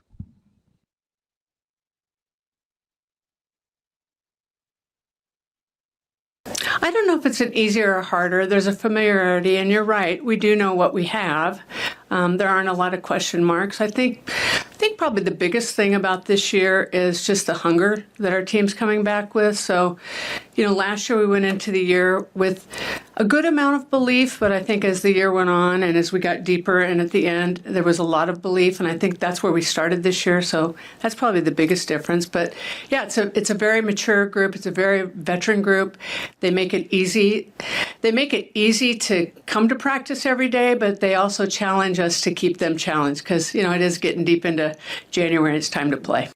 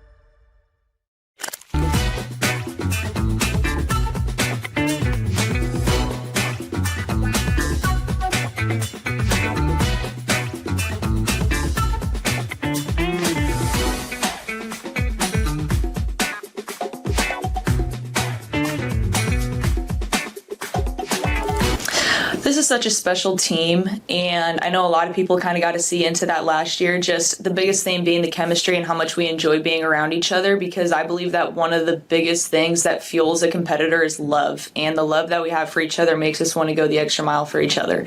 And so it's just a blessing to be able to be on a team where we feel that for each other. It's not the case everywhere, and it's not fun when you're on a team that doesn't have that. So just very blessed for the love that we have for each other, and it's going to be a really fun year because of that. Alexis, like Coach said, is such a competitor, and it is so fun just talking the game with her because she's a competitor like that and the way she views it. So yeah, a lot of the times we throw bullpens side by side, and it has just been so fun getting to know her, and I am just really excited to take on this season with her.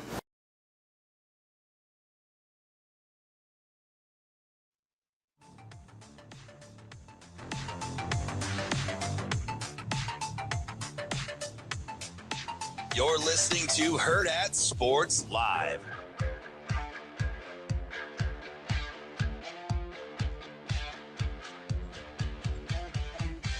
Welcome back, Hurrdat Sports Live. That's DB. I'm Ravi Lulla. We're brought to you by Next Gen Mail Medical. We are joined now by Stephen Malcolm X Sipple here. Whoa. Lord. Oh, it's almost Black History Month, Sip, so I was doing that for DB. Wow. That you don't get me very often, but you got me there. He doesn't get me either. That's twice today. This dude is team inappropriate. I mean, I appreciate it. I mean, you're just a giant cocksucker. God, who says that? But I always like Monticello. Yeah, that was one of my favorite ones. Monticello was a good one. It's very regal. That's the word. Regal? Yeah. Very like Look state. Look at us doing StreamYard. Now, I don't like going on camera. That's the thing. But I'm on camera, right? Oh, yeah. We appreciate it. I'm ugly, too. Don't worry about it. I didn't say I'm ugly.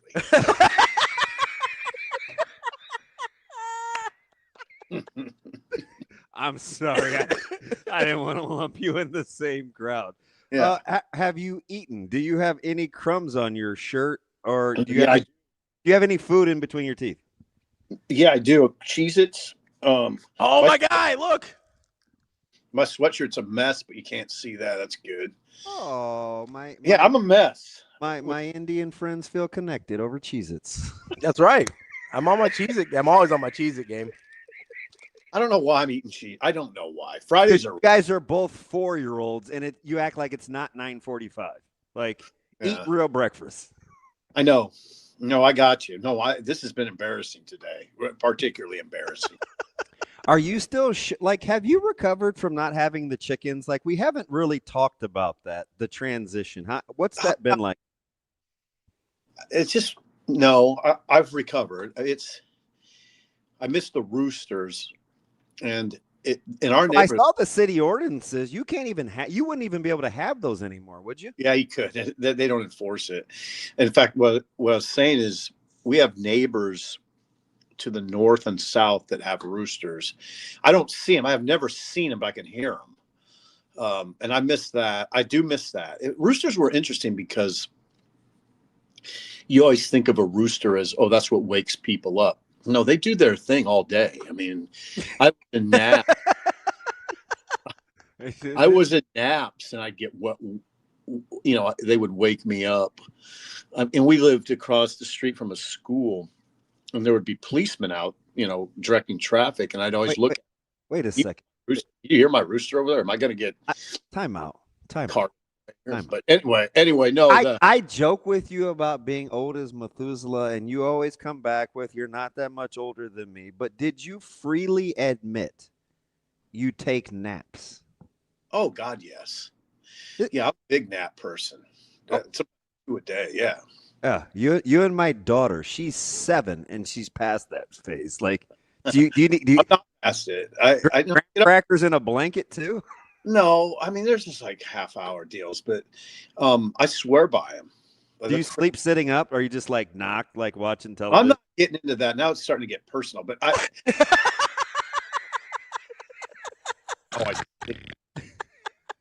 how I sleep. Nobody hear that. That is, you're a funny dude. All right, so let's start with, would you like to start with hoops? Yes. As a not so closet, lifelong first sport basketball lover, Stephen SIPPLE. Oh, I don't think Yes. I knew that. You started out as a Nebraska basketball fan more than any other sport, correct? Correct. Yeah. Damon's right, Ravi. I'm talking age 8, age 7. Oh, nice. Who was your guy?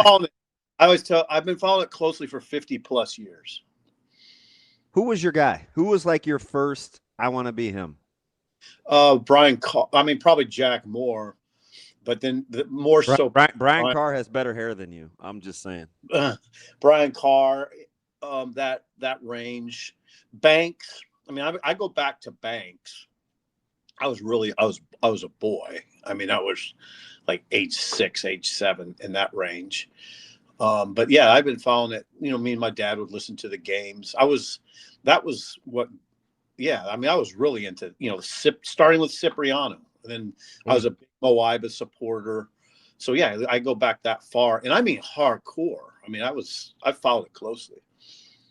Interesting. All right. So as somebody who's been following this probably as close as anyone for, as you said, 50 years, like what is, as you're going into, I want to start with the Michigan game. Like as you're going into that Michigan game, like how much can you compare it to anything else that you've seen, at least from a regular season standpoint, where there was that level of, I guess, national interest in Nebraska and that level of it feeling like Nebraska actually belonged on that stage? Oh, I mean, what was it, 91 when they got the 3 seed? There was that. There was some of that. It was a different time. It was a different league. So, yeah, it's been a long time. It's hard to put all this in perspective, right? Because what we're talking about is going from, this conversation we always have about, God, if they can just win an NCAA tournament game, and now it's well, they're probably the best team in the Big Ten, and they could probably win it all. So it's such a dramatic swing in conversation. It's sort of hard to size it up. It's very challenging to put it in perspective. There's not much that you can look at in the past that's similar to this.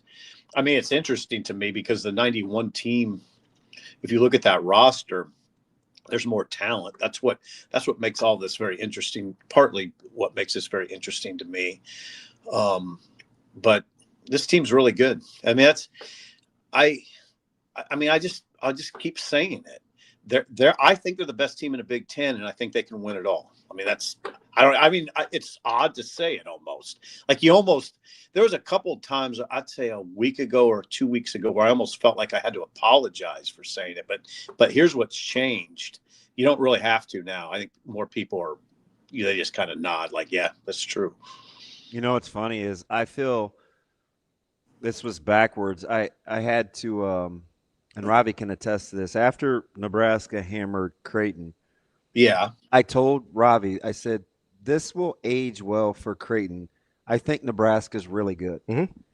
Like, it was early when I said that. So I like the fact you stood your ground early, because I felt we kept apologizing for Nebraska being good.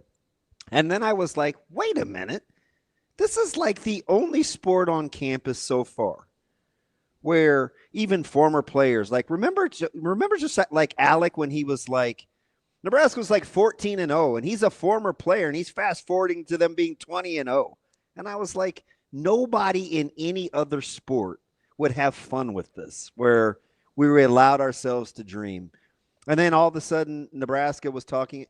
It's just interesting how the difference in sports, it doesn't get held to a CWS team in the early 2000s. It doesn't get held to a national championship team in the 90s. Like, I saw Carl Hayes in Vegas. He's rocking with Nebraska.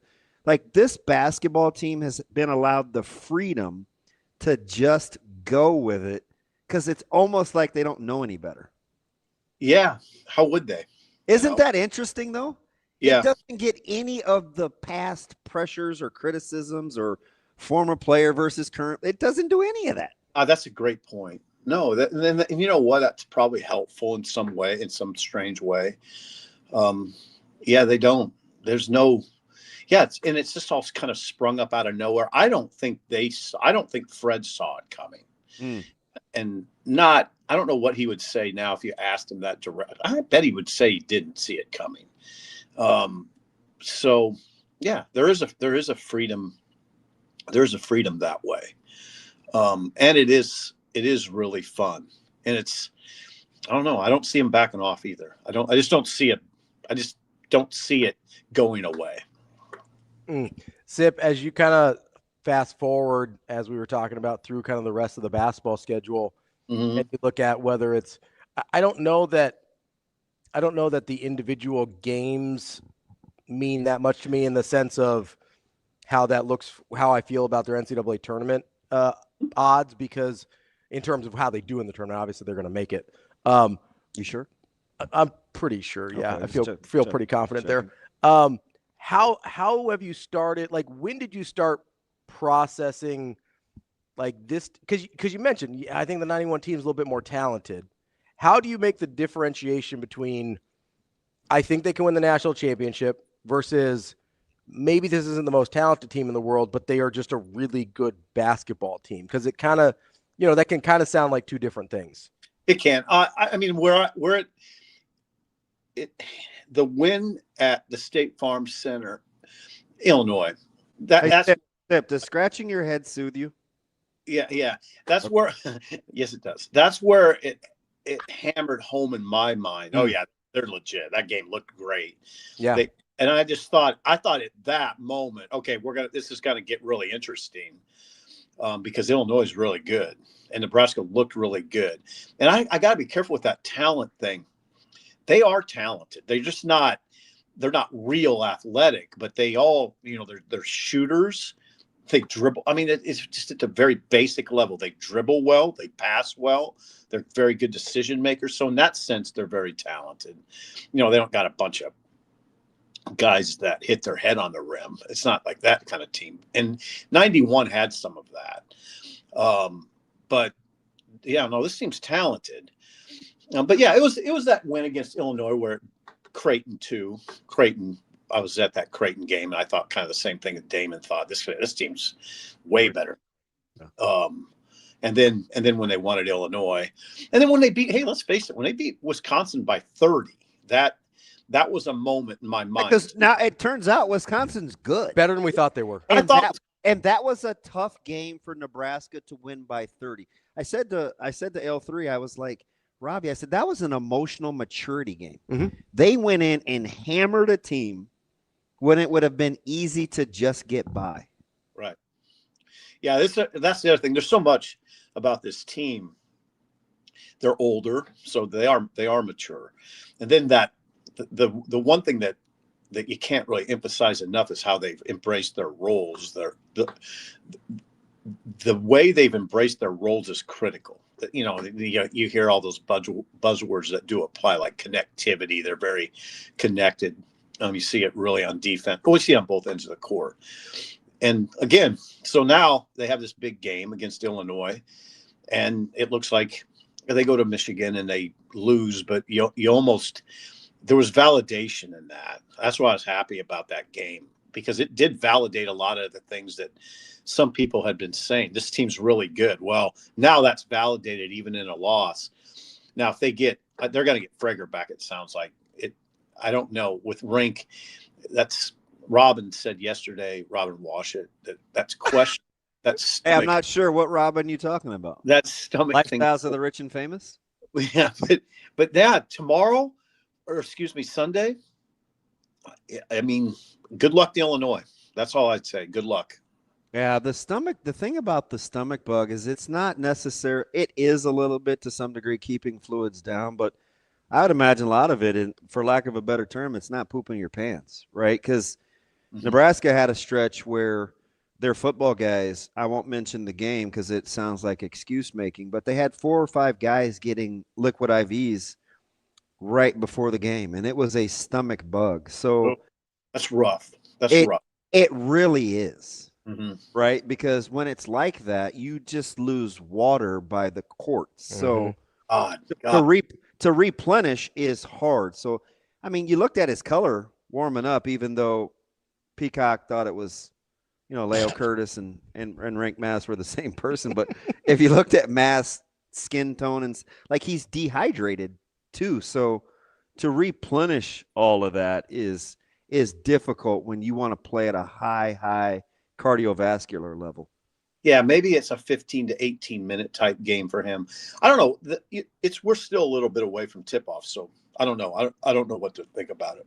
Yeah, we're 58 hours, so we got plenty of time. You know what can happen in 58 hours? Let me transition to football with Nebraska apparently being all over the country with planes, trains, and automobiles. We're talking about. I was talking about with Tim VERGHESE earlier, Sip, about like proof of concept, and Coach Rhule, even in year 4, seems to be recalibrating the temperament he wants in the building. Is how much grace we give him in year 4, if that's what he's operating under? How quickly do we need proof of concept to settle the unruly and the restlessness of the fan base? Oh, God, that's a good question. I think you'd have to go to Michigan State and win to really help it in that regard. I don't think you're going to do it in the first 3 games, and I don't think anything in the off season is going to help it. So yeah, if he went to Michigan State and won, and maybe won convincingly, I think people would maybe go, okay, maybe all of this sort of trepidation or just outward, this isn't going to work type thinking, maybe we should halt that or pause it at least. I think that's what it would take. You hear what I hear. It's the fan base is concerned. Is probably a kind way to put it. Sip, as you kind of look at, you say Michigan State, as you look at this schedule, did it set up, we knew the teams on it, right? But did it set up in a way that you thought was more or less beneficial from Nebraska, or does it really matter? Like the teams are the teams? No, it matters. I think it matters. I was very interested in the early part of the schedule.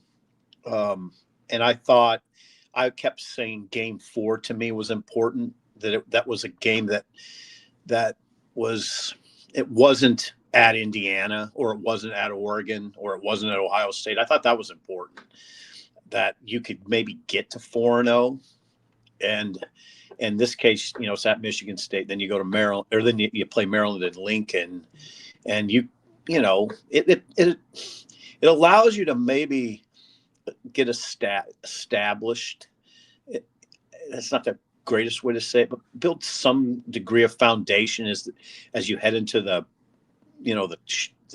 sharp teeth of the schedule. And I think it's important with a lot of new guys that might happen. I thought it was really important. I think the schedule did in some ways come out in their favor. It's just that November's really rough. And that's been a tough month in this program for a while. And it's tough. It's tough. November. I love November because it tells you a lot about a lot of people and a lot of programs. And this is a rough one. And let's see what they got. All right. So we've got a couple of, I'm always a big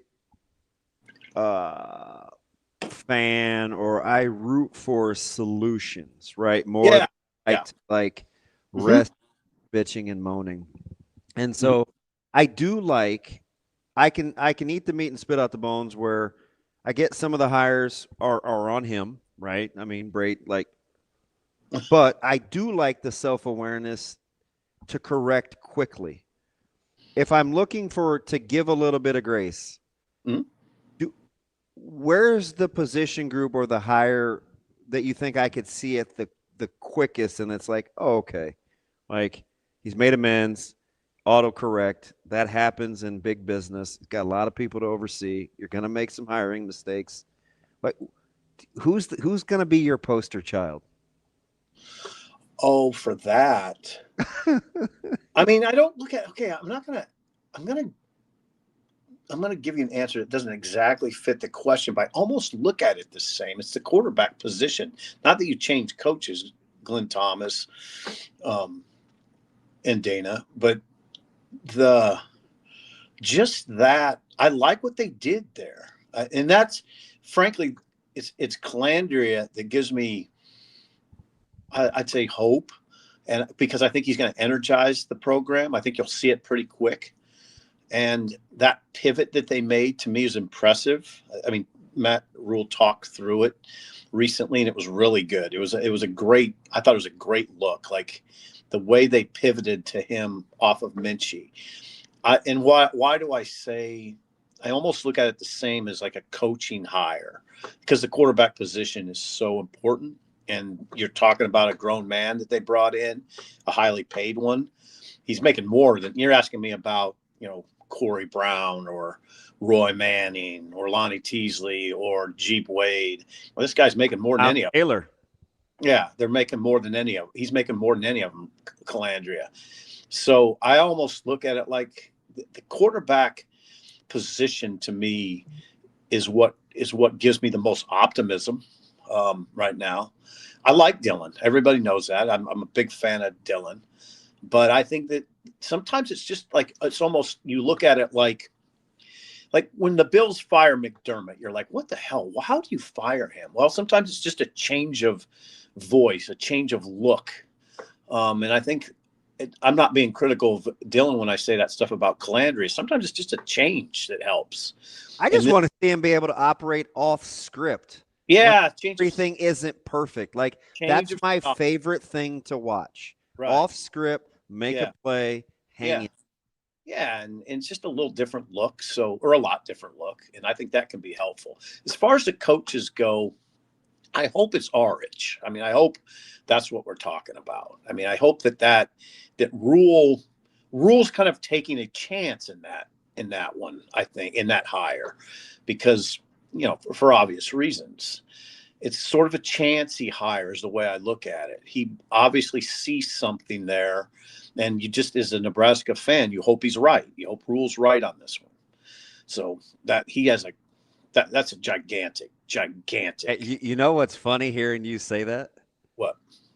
Is he closer to Dad McGuire in his find in being right, or son hire in McGuire in not being right? He's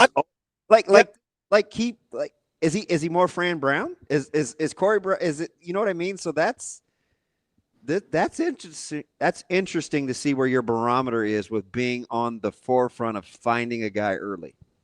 Well, I'd say I got to think. I don't think I'm off base in saying it could be the most important hire of Rhule's career. I mean, who said that? I think it might be. And I'm not saying it's a make or break hire. It's hard to say that in football, but it's a big one. So your former colleague, Sam McEwen, I think, was the first one to say about a month ago. He said, Orich is Coach Rhule's most important hire. Mm-hmm. And this was on the heels of the Eckler scuttlebutt and all this other. And he was, you know how Sam can talk, right? He was real matter of fact. He's like, hey, special teams are always, he's like, Orich is the most, and just very Sam-esque, was very resolute on the importance of this hire. I think it's maybe the most important hire he's ever made. He's the back's against the wall a little bit, and Orich can help him get to where he needs to go, which is off the wall. Sip, I want to go back to Calandria here for a second, because I thought you were saying something interesting about sort of a new voice in the room. Do we underestimate the quarterback's personality impact on the rest of the team? Because I look at a guy and I bring this one up because I think personality-wise, not play-wise necessarily, but personality-wise, I think there's some similarities. You look at Diego Pavia, it seems like he changed the trajectory of Vanderbilt's program, not just because of his play, but also because of how he carried himself. Vanderbilt wasn't scared of anybody anymore once Diego Pavia showed up.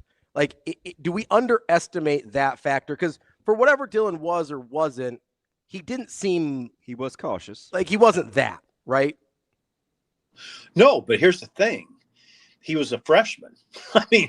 Sure. I'm not saying there wasn't good reason I don't know. It wasn't that, but yeah. Landry's not a freshman. Yeah. He's 23 years old or whatever he is. What do you think Dylan's going to be like when he's 22 or 23? He's going to be much different than he was as a freshman. It's sort of unfair, I think. It's almost unfair for me to talk about Calandria like I talk about him compared to Dylan. You can't expect a freshman to come in and be like Calandria is going to be this year. It's delicate kind of for a freshman to come in and be a swashbuckling type player like Calandria is. He's got to be a little more careful. And even as a sophomore, I think that applies. Calandria probably, if he would have came to Nebraska as a freshman, it probably would have taken him a while to get going. Hell, it's pretty evident at Virginia he wasn't the guy that you'd want right now. I watched him too as an ACC honk, and I get the kind of the gunslinger thing, but he's gotten much better. I even went at UNLV with picks versus tip balls or deflections too.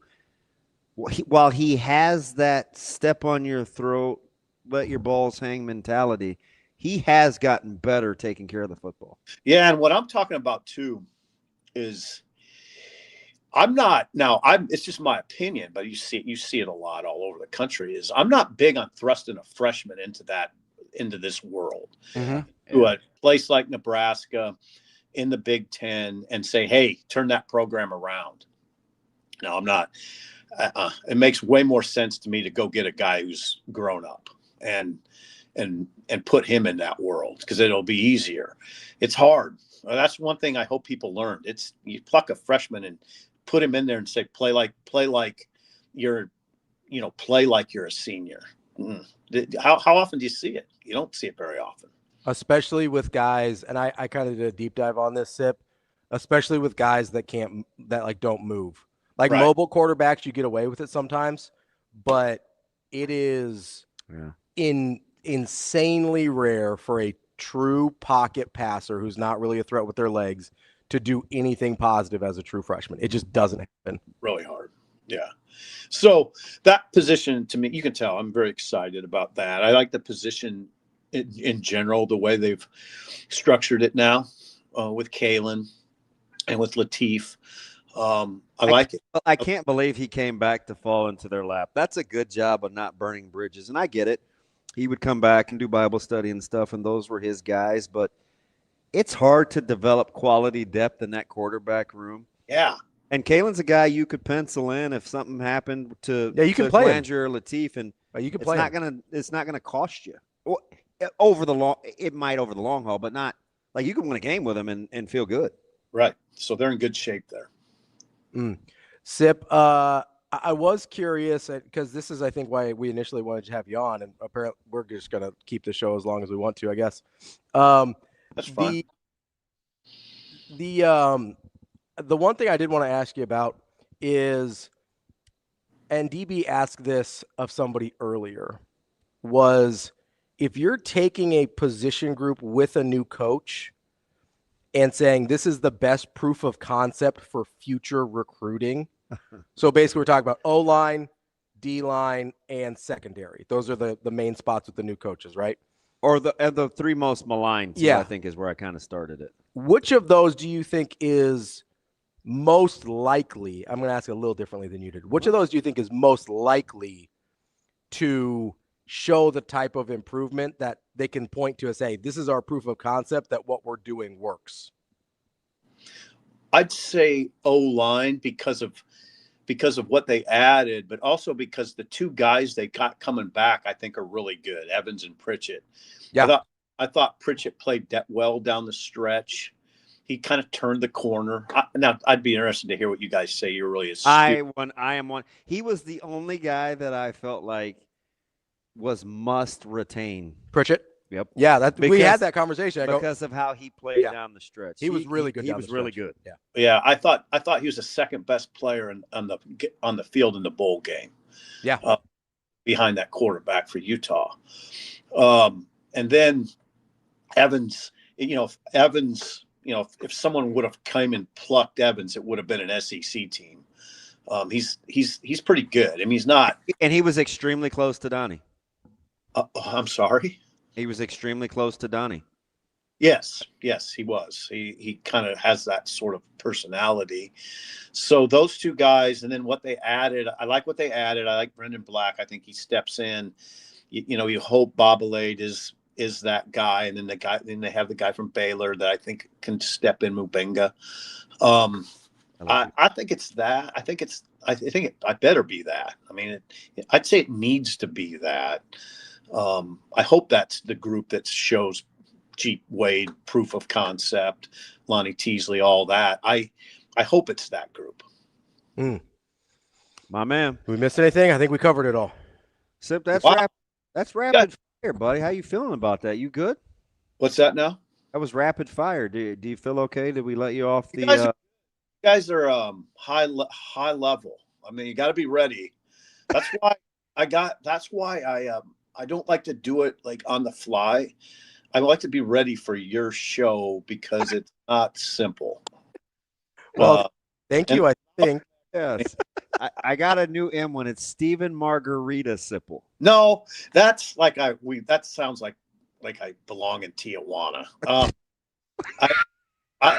Malcolm X is a whole different deal. I don't even know what to make of it. I was gonna get you out of here on Stephen Maddox Sipple. Okay.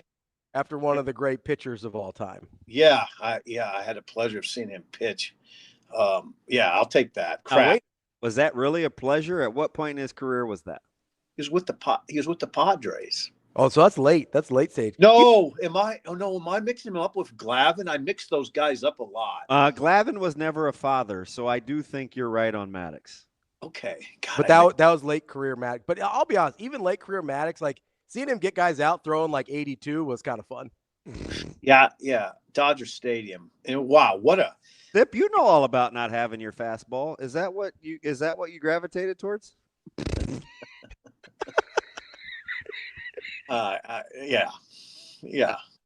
I threw out my arm when I was like 12 years old. Oh, that's what I was talking about. That's it.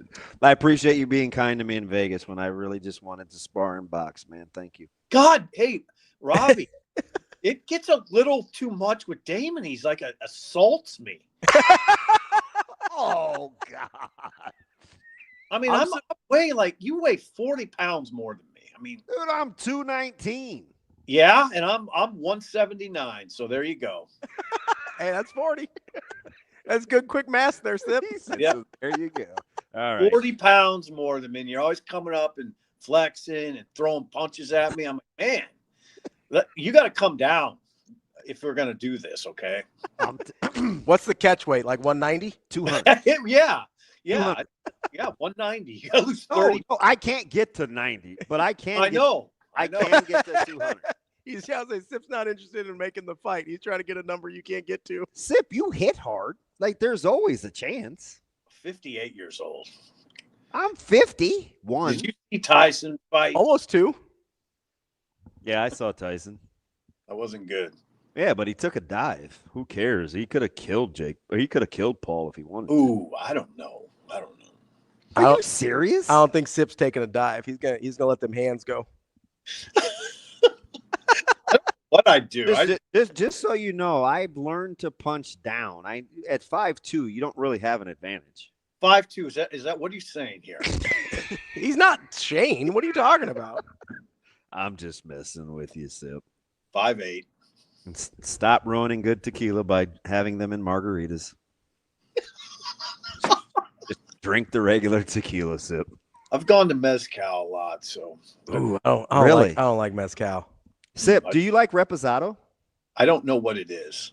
Okay, so that's like the mid tier of the aging process. Like Blanco's, it's light brown. Yeah, Blanco's light the clear brown. one. It's not Añejo and it's not Blanco.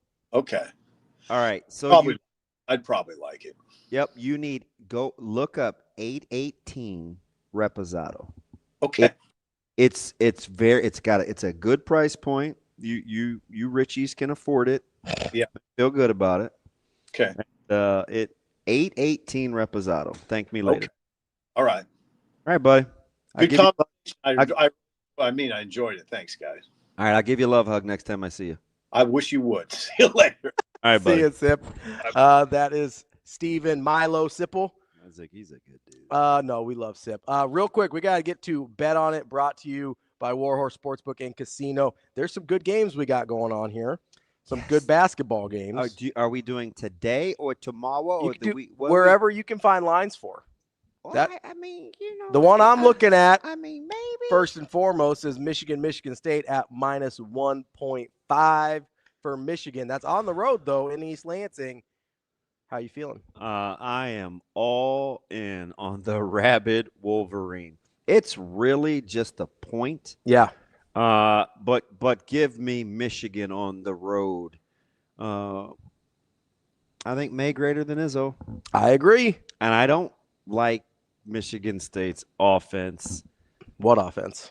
Give me Michigan. And you know what? I'm going to deep cut you here in a second, but go ahead. Lock it up. Lock it in? Lock it up. Lock it in. Let me begin. The only other top 25 team in action tonight is the St. Louis Billikens. They got the Flyers, right? The Robbie Avila special.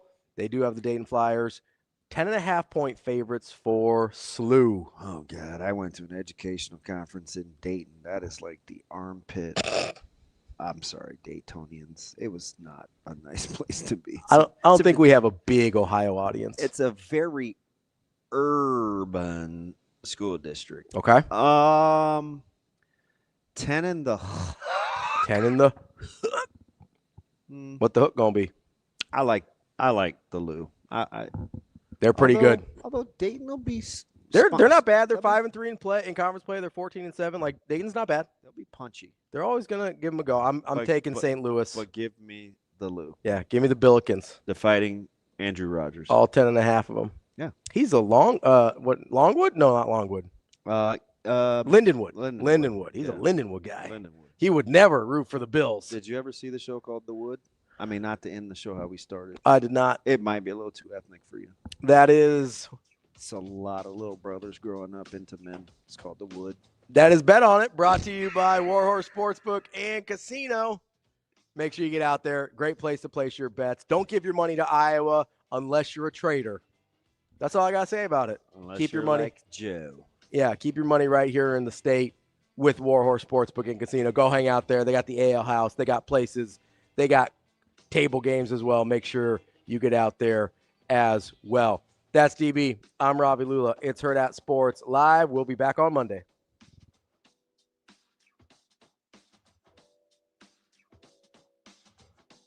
See you. Have a good day. Love you.